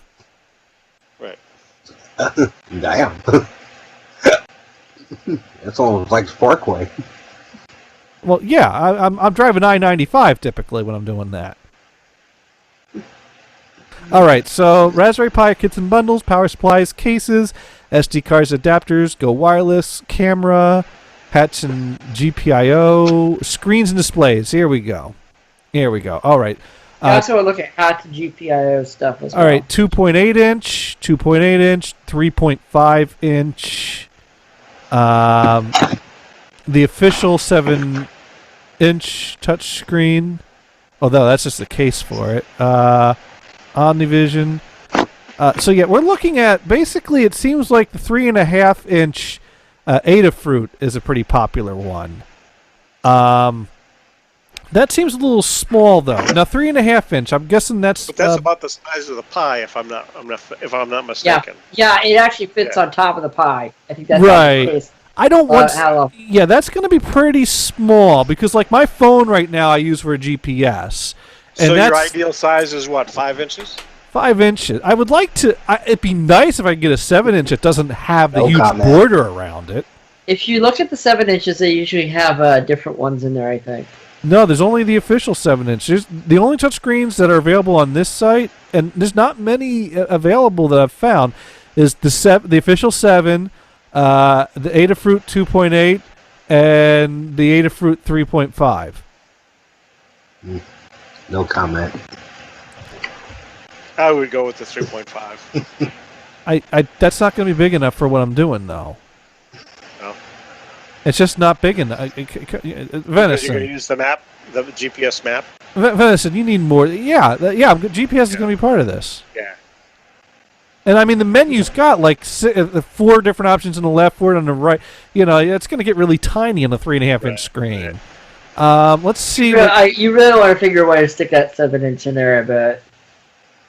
If I could get a different LCD screen that doesn't have that border, if I can get a 5-inch. Maybe you need a TARDIS. Oh, yeah. There we go.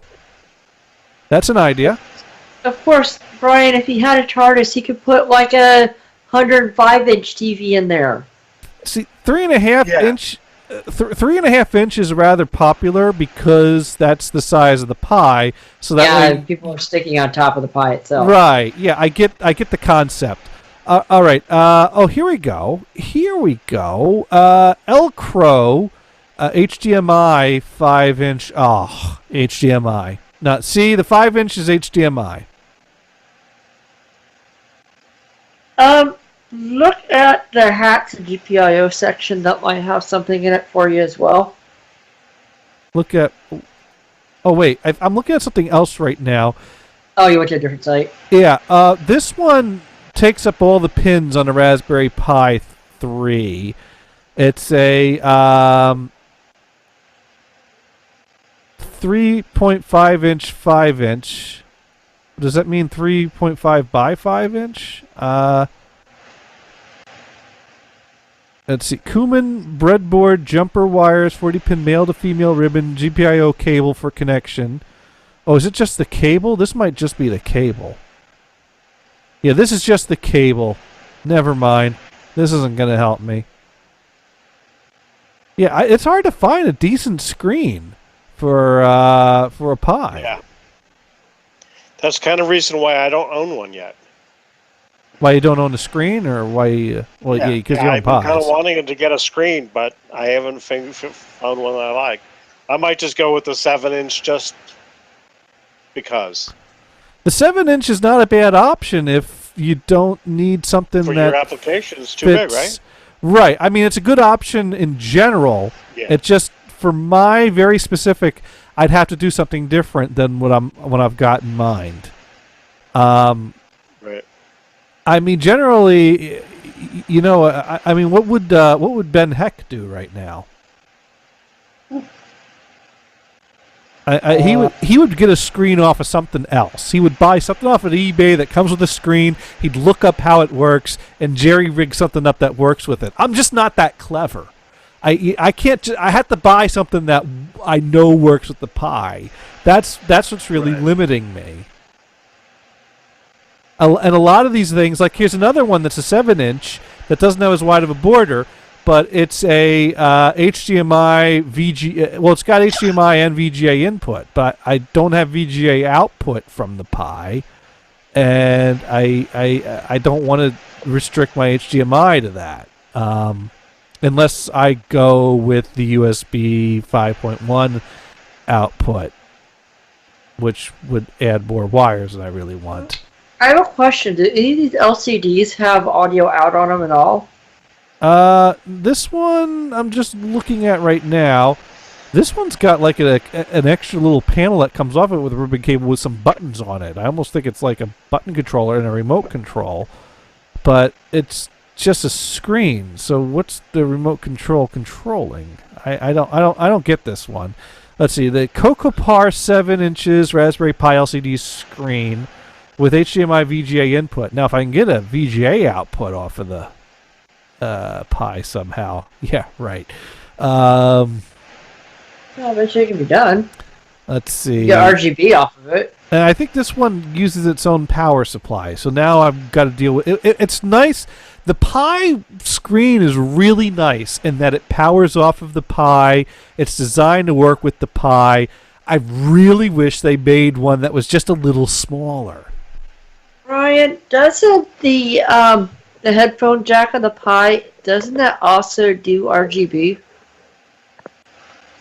Oh, or, I mean, yeah. not RGB. It does. Yeah. It doesn't do RGB. And it does composite, right? The 3 connectors. Correct. Component. Yes. Component. You could do that to a VGA and go into the video. Be a little extra hardness in it, but that might work. You know what I do have?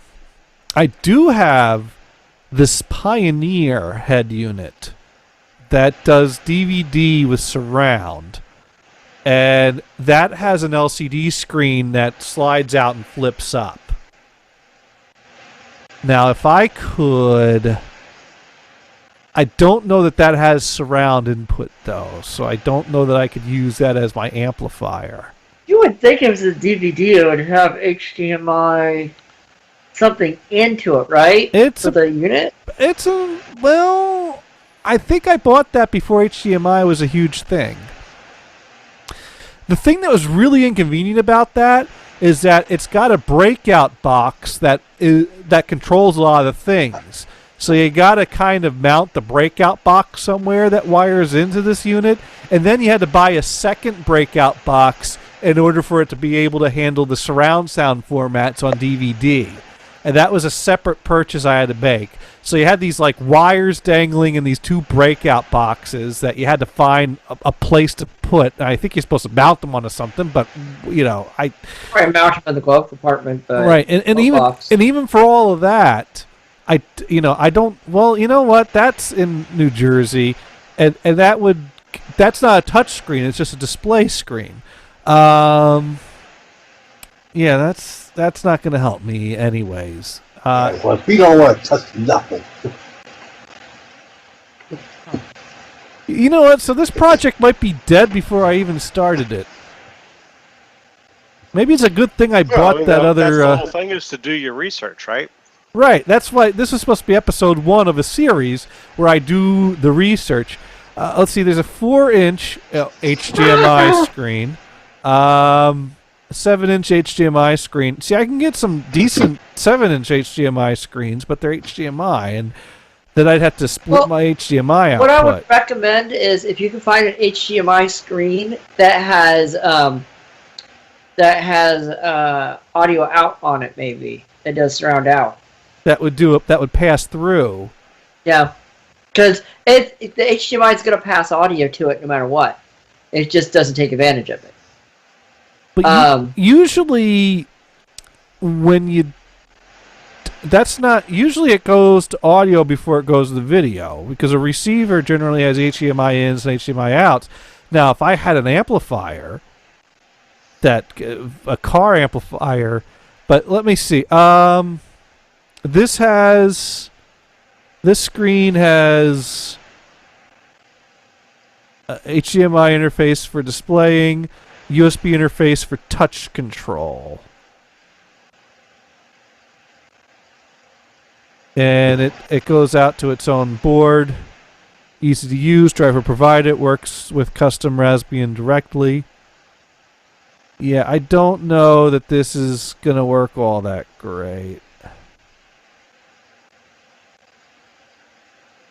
You know, this is something that we need to recruit someone else that's better at these types of things, that would go, oh yeah, if I just grab this screen here and here's the drivers that work with it and just run these commands. Like that page that Mars sent me the link to, if we had the rest of that page, because that guy's just like, the instructions just stop after step 2. In fact, wasn't it like 2015? I don't know. I know there was a date on it. Well, I wish he said what screen he was using, because he said he actually used a 9-inch screen, even though he calls for a 7-inch in his instructions.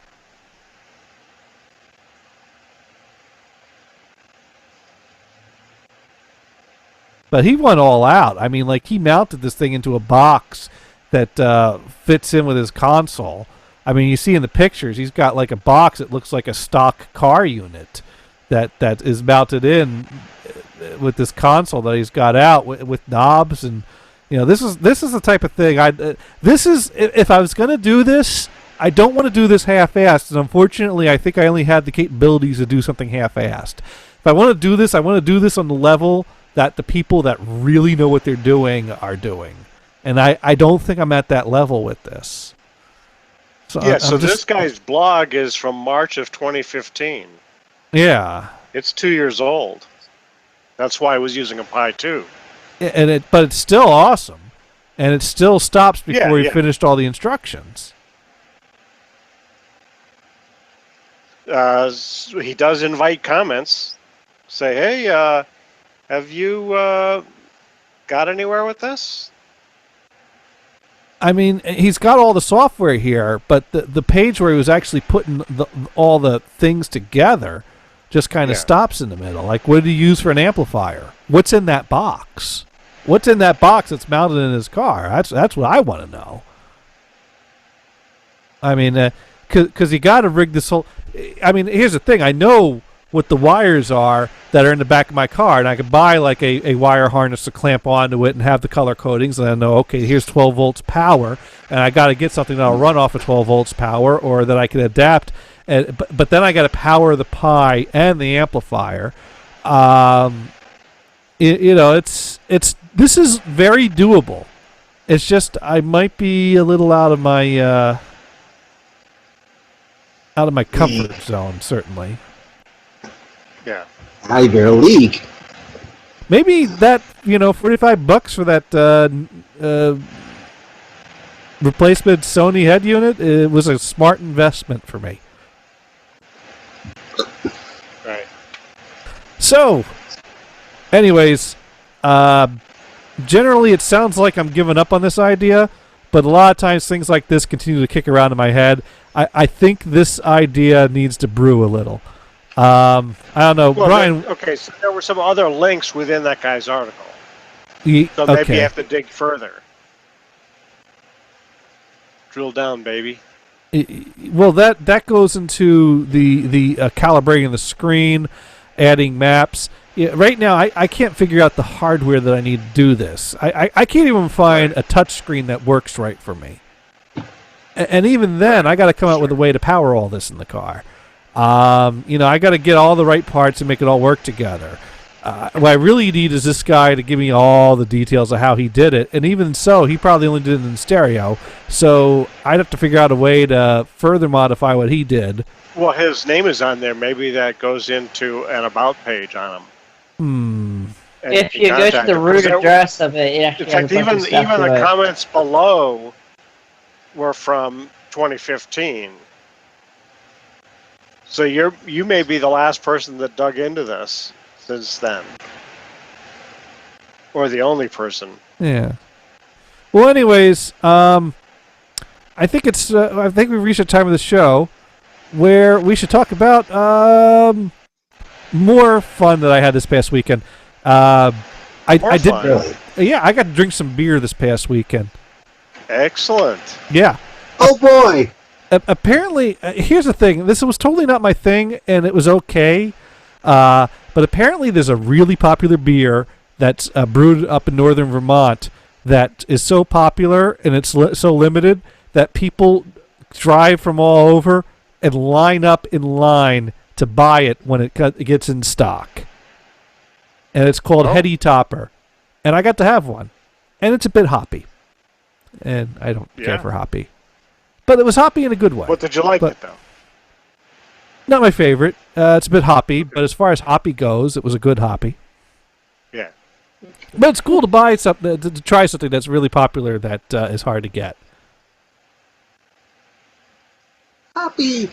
But, of course, the real fun this past weekend was that, where's the button for it? It was kind of funny back in, the 80s. Coors Beer had a limited distribution, and it was really popular to get it outside of the Colorado area. Right.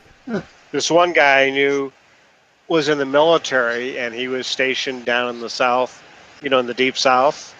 Okay. And so what he would do when he'd have leave, he would rent a truck, go to Colorado, load up the truck, head back to where he was stationed, sell it off, and it would pay for the whole trip. Hey, why not? Well, hell, I was stationed in California. We had it here all the time.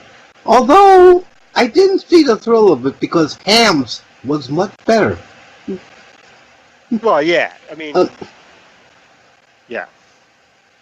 Yeah. That was also available in in California, in certain areas. It was like, Coors, oh boy, big hype, and wasn't that good. Sure. Well, I mean, it comes down to it's popular because it's hard to get, right? Oh, I gotta try this. Me too. I know, exactly. Where the hell? Yeah, I tried it. Popular Didn't think it was a big deal.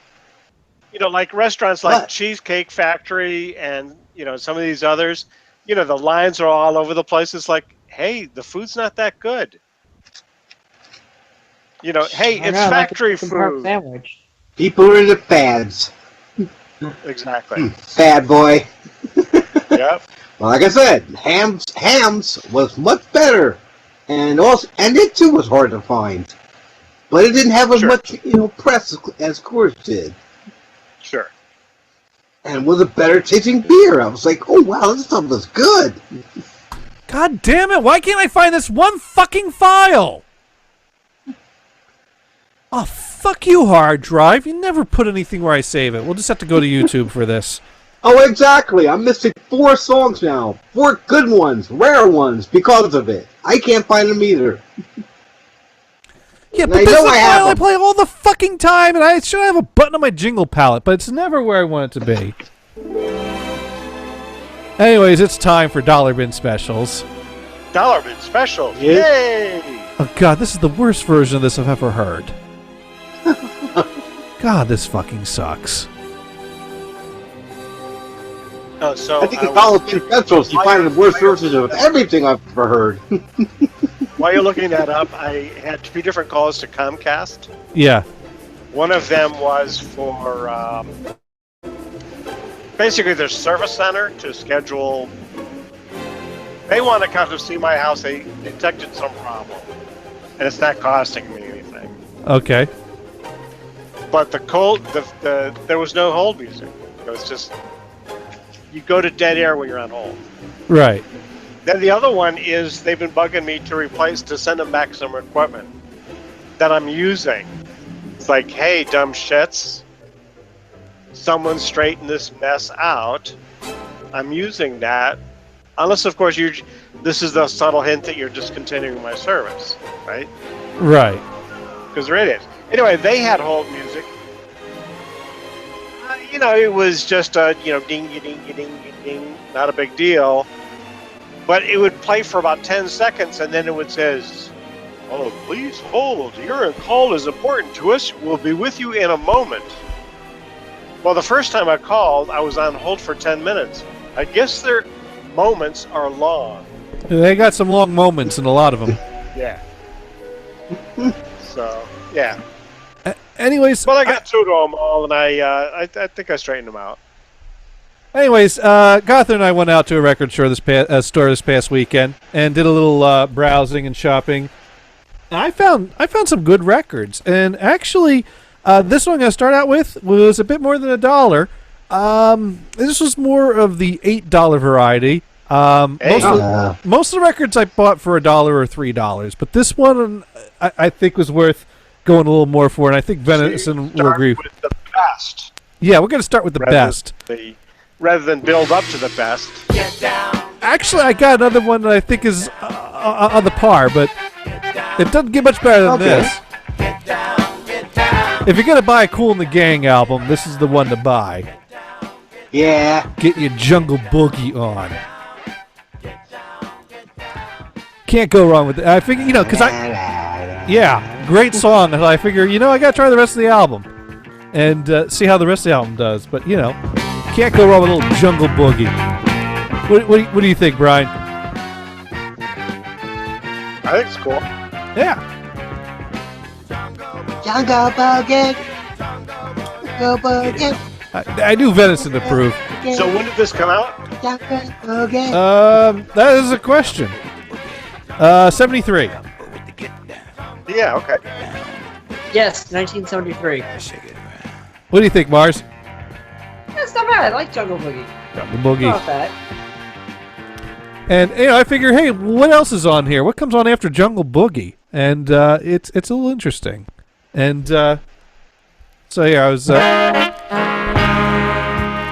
kind of slower and soulful. Not bad.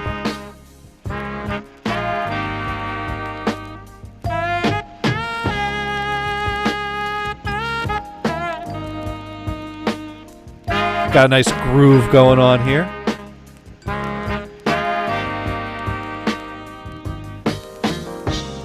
Cool. I've been thinking, what do we need to make things better in the world today? What? That sounds like a kid reading off a piece of paper. We need peace. We need unity. We need peace for you and me. Because we are so back in '73. Yeah. You still haven't got it yet. No, you haven't. The creator of a tree. The creator of a bee. They tried. The creator of you and me. We're still trying. We're not giving up. Well, you see, we are scientists. Well, of people science. are assholes. We're mathematically putting it down. Anyways, we need a little peace. And people like being and unity. And unity. World peas, right? World peas. So, let's see how much time I got. Oh, I got 10 minutes. You know what? Frozen or canned? Frozen. Frozen. Between frozen and canned, frozen's better.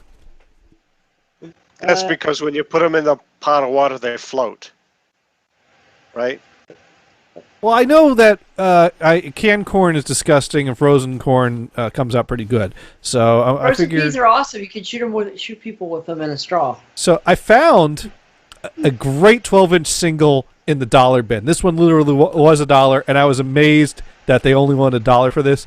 And what's really cool about it is that it's only one-sided. This side's blank. Blank side. You can see the reflection on the monitor. So like a mirror. Yeah. Yeah, it's blank. If I try to play that side, it's just gonna slide right to the label. So no grooves on that, just a blank side. But you know what? You can't go wrong for $1 for a classic 12-inch single with 2 classic songs. Well, if we got 2 songs, then how is this a single? Well, because they're both on the same side. A single has 2 songs, right? Well, an A side and a B side, though. Yeah, well, but this one had 2 songs that were so awesome that they were both A-sides. They didn't need a B-side on this one. No, because anyone who knows anything about Donna Summer knows that Hot Stuff leads right into Bad Girls. Yeah. And it just could be no other way. So the single's going to have both of them.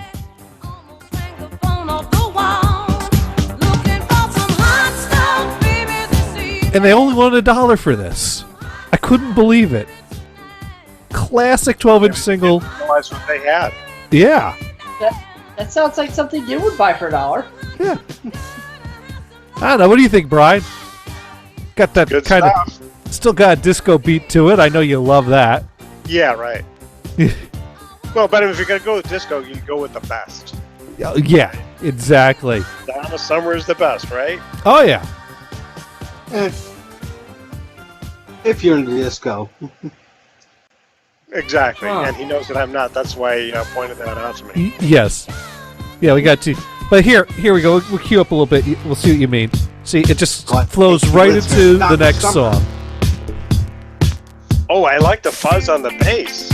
There we go. And now we're in the second song. A little bit. Can you go back and do We'll that? make you listeners down summer, all winter, till you fall. All right. Well, you want the fuzz. Okay. Wow, that was even better right there.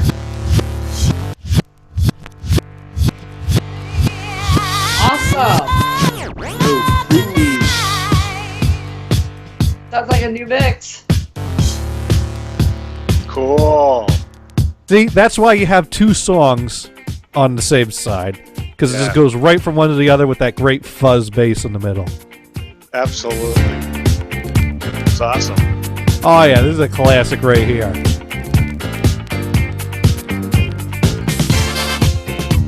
Gotta have. How could you not spend the $1 for that? Oh, absolutely. Absolutely. You got to steal. Oh yeah. Took it away from them. But I think the most interesting thing I found, though, was a 2-record compilation.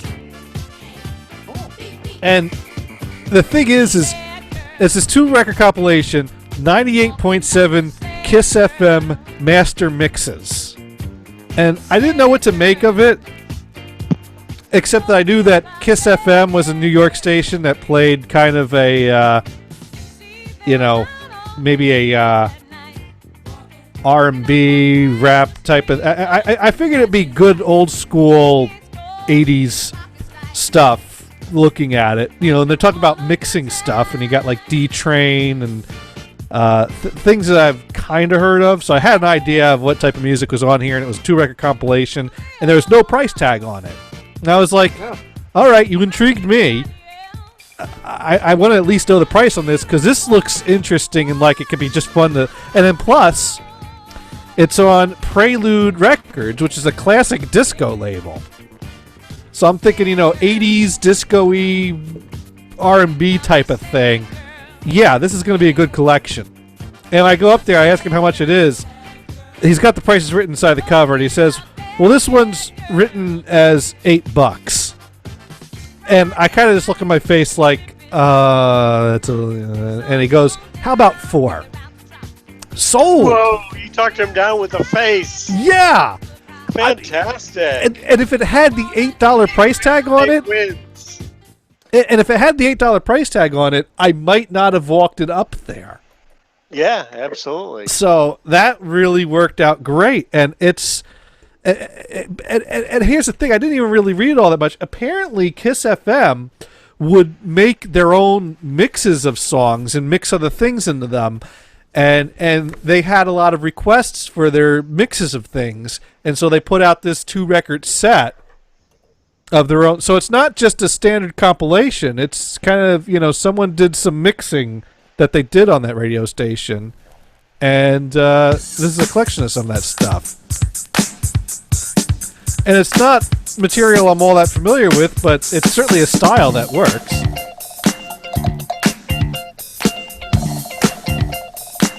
So, you can't go wrong with a 2-record set of stuff like this. It's just great to just throw on and,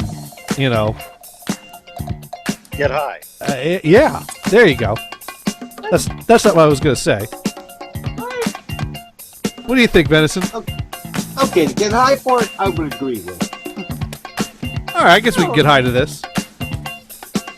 See, the thing that I like about this stuff, compared to the current techno bullshit that's out, is the instrumentation and the effort they put into it.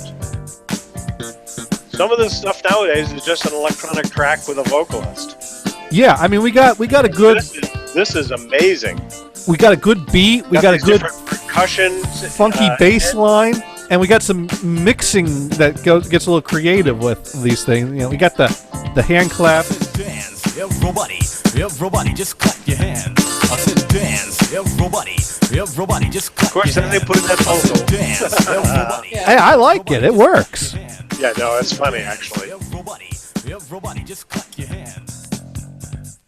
It's very 80s, and I like that. It is. Now, is that Dune that's doing that vocal track? This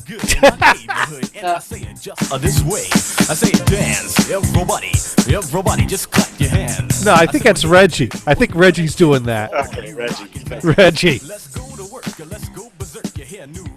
What do you think, man? Good stuff? Nah, that sounds like cheap stuff. What? Bassline isn't funky enough for you?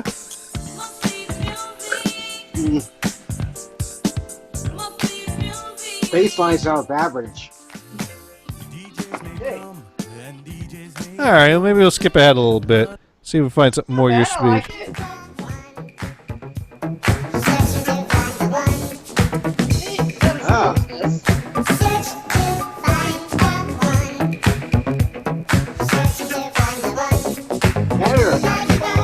What are you saying? Better. There we go. See, on this 2-record set, there's got to be at least one album worth of stuff that Venison approves of. Anyways, we've reached that time again. It's time to put another episode to bed. And I think this has been hopefully not too boring, but definitely an educational episode. And I'm sorry, what's that, Venison? I was saying, beat's good, melody's good. I like the vocals. I like this. It's got some kind of sped up vocals. Yeah.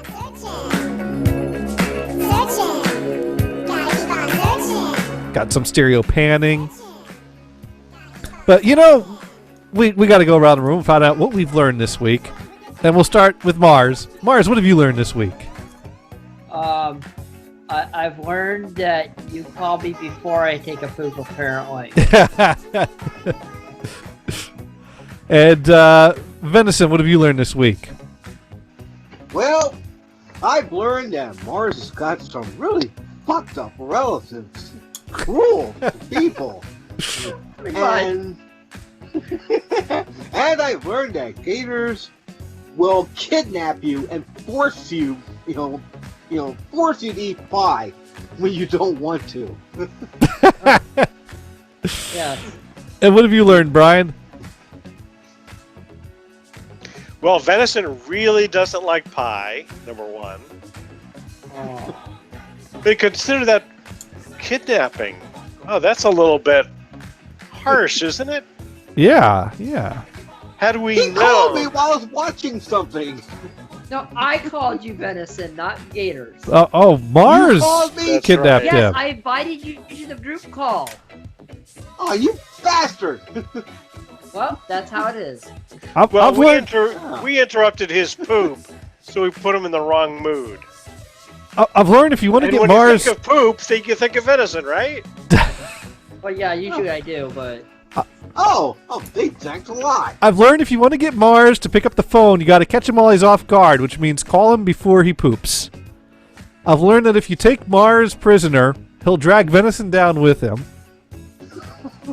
And I've learned I need to hold on to I need to hold on to at least one crappy car as I go through life, so I can leave it to Damon in my will. Yes. Yeah. Maybe And you'll meanwhile- even leave him one that you still have car payments on. Yes! Yeah, I'll have to do that. That's kind of cruel right Right. there. Yeah. I'm surprised they So, they hey, didn't do that to David, you, I got Mars. this car for you, Nope. and I've put nothing in it. There you go. And it's a piece of shit. All right, and we're going to do a piece of silence here for Jay Booger to fill in what he's learned this week.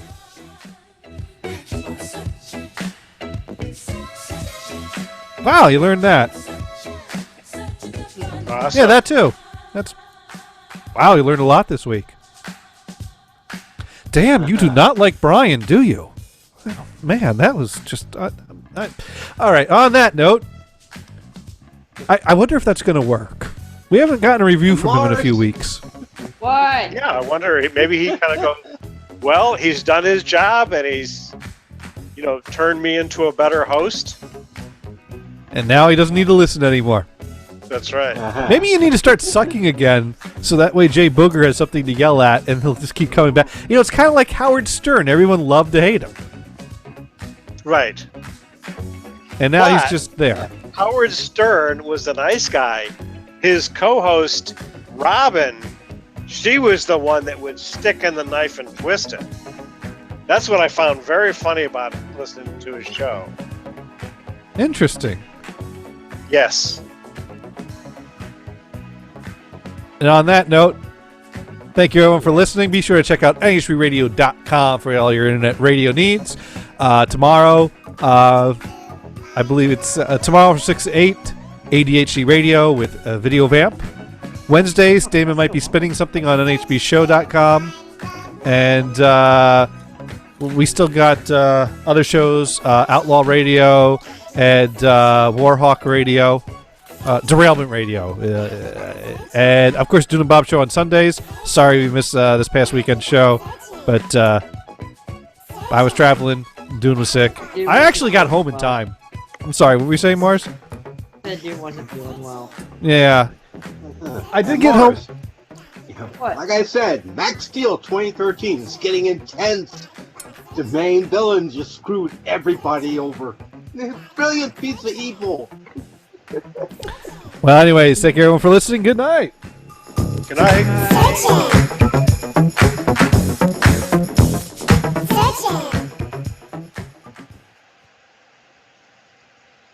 Man, that is a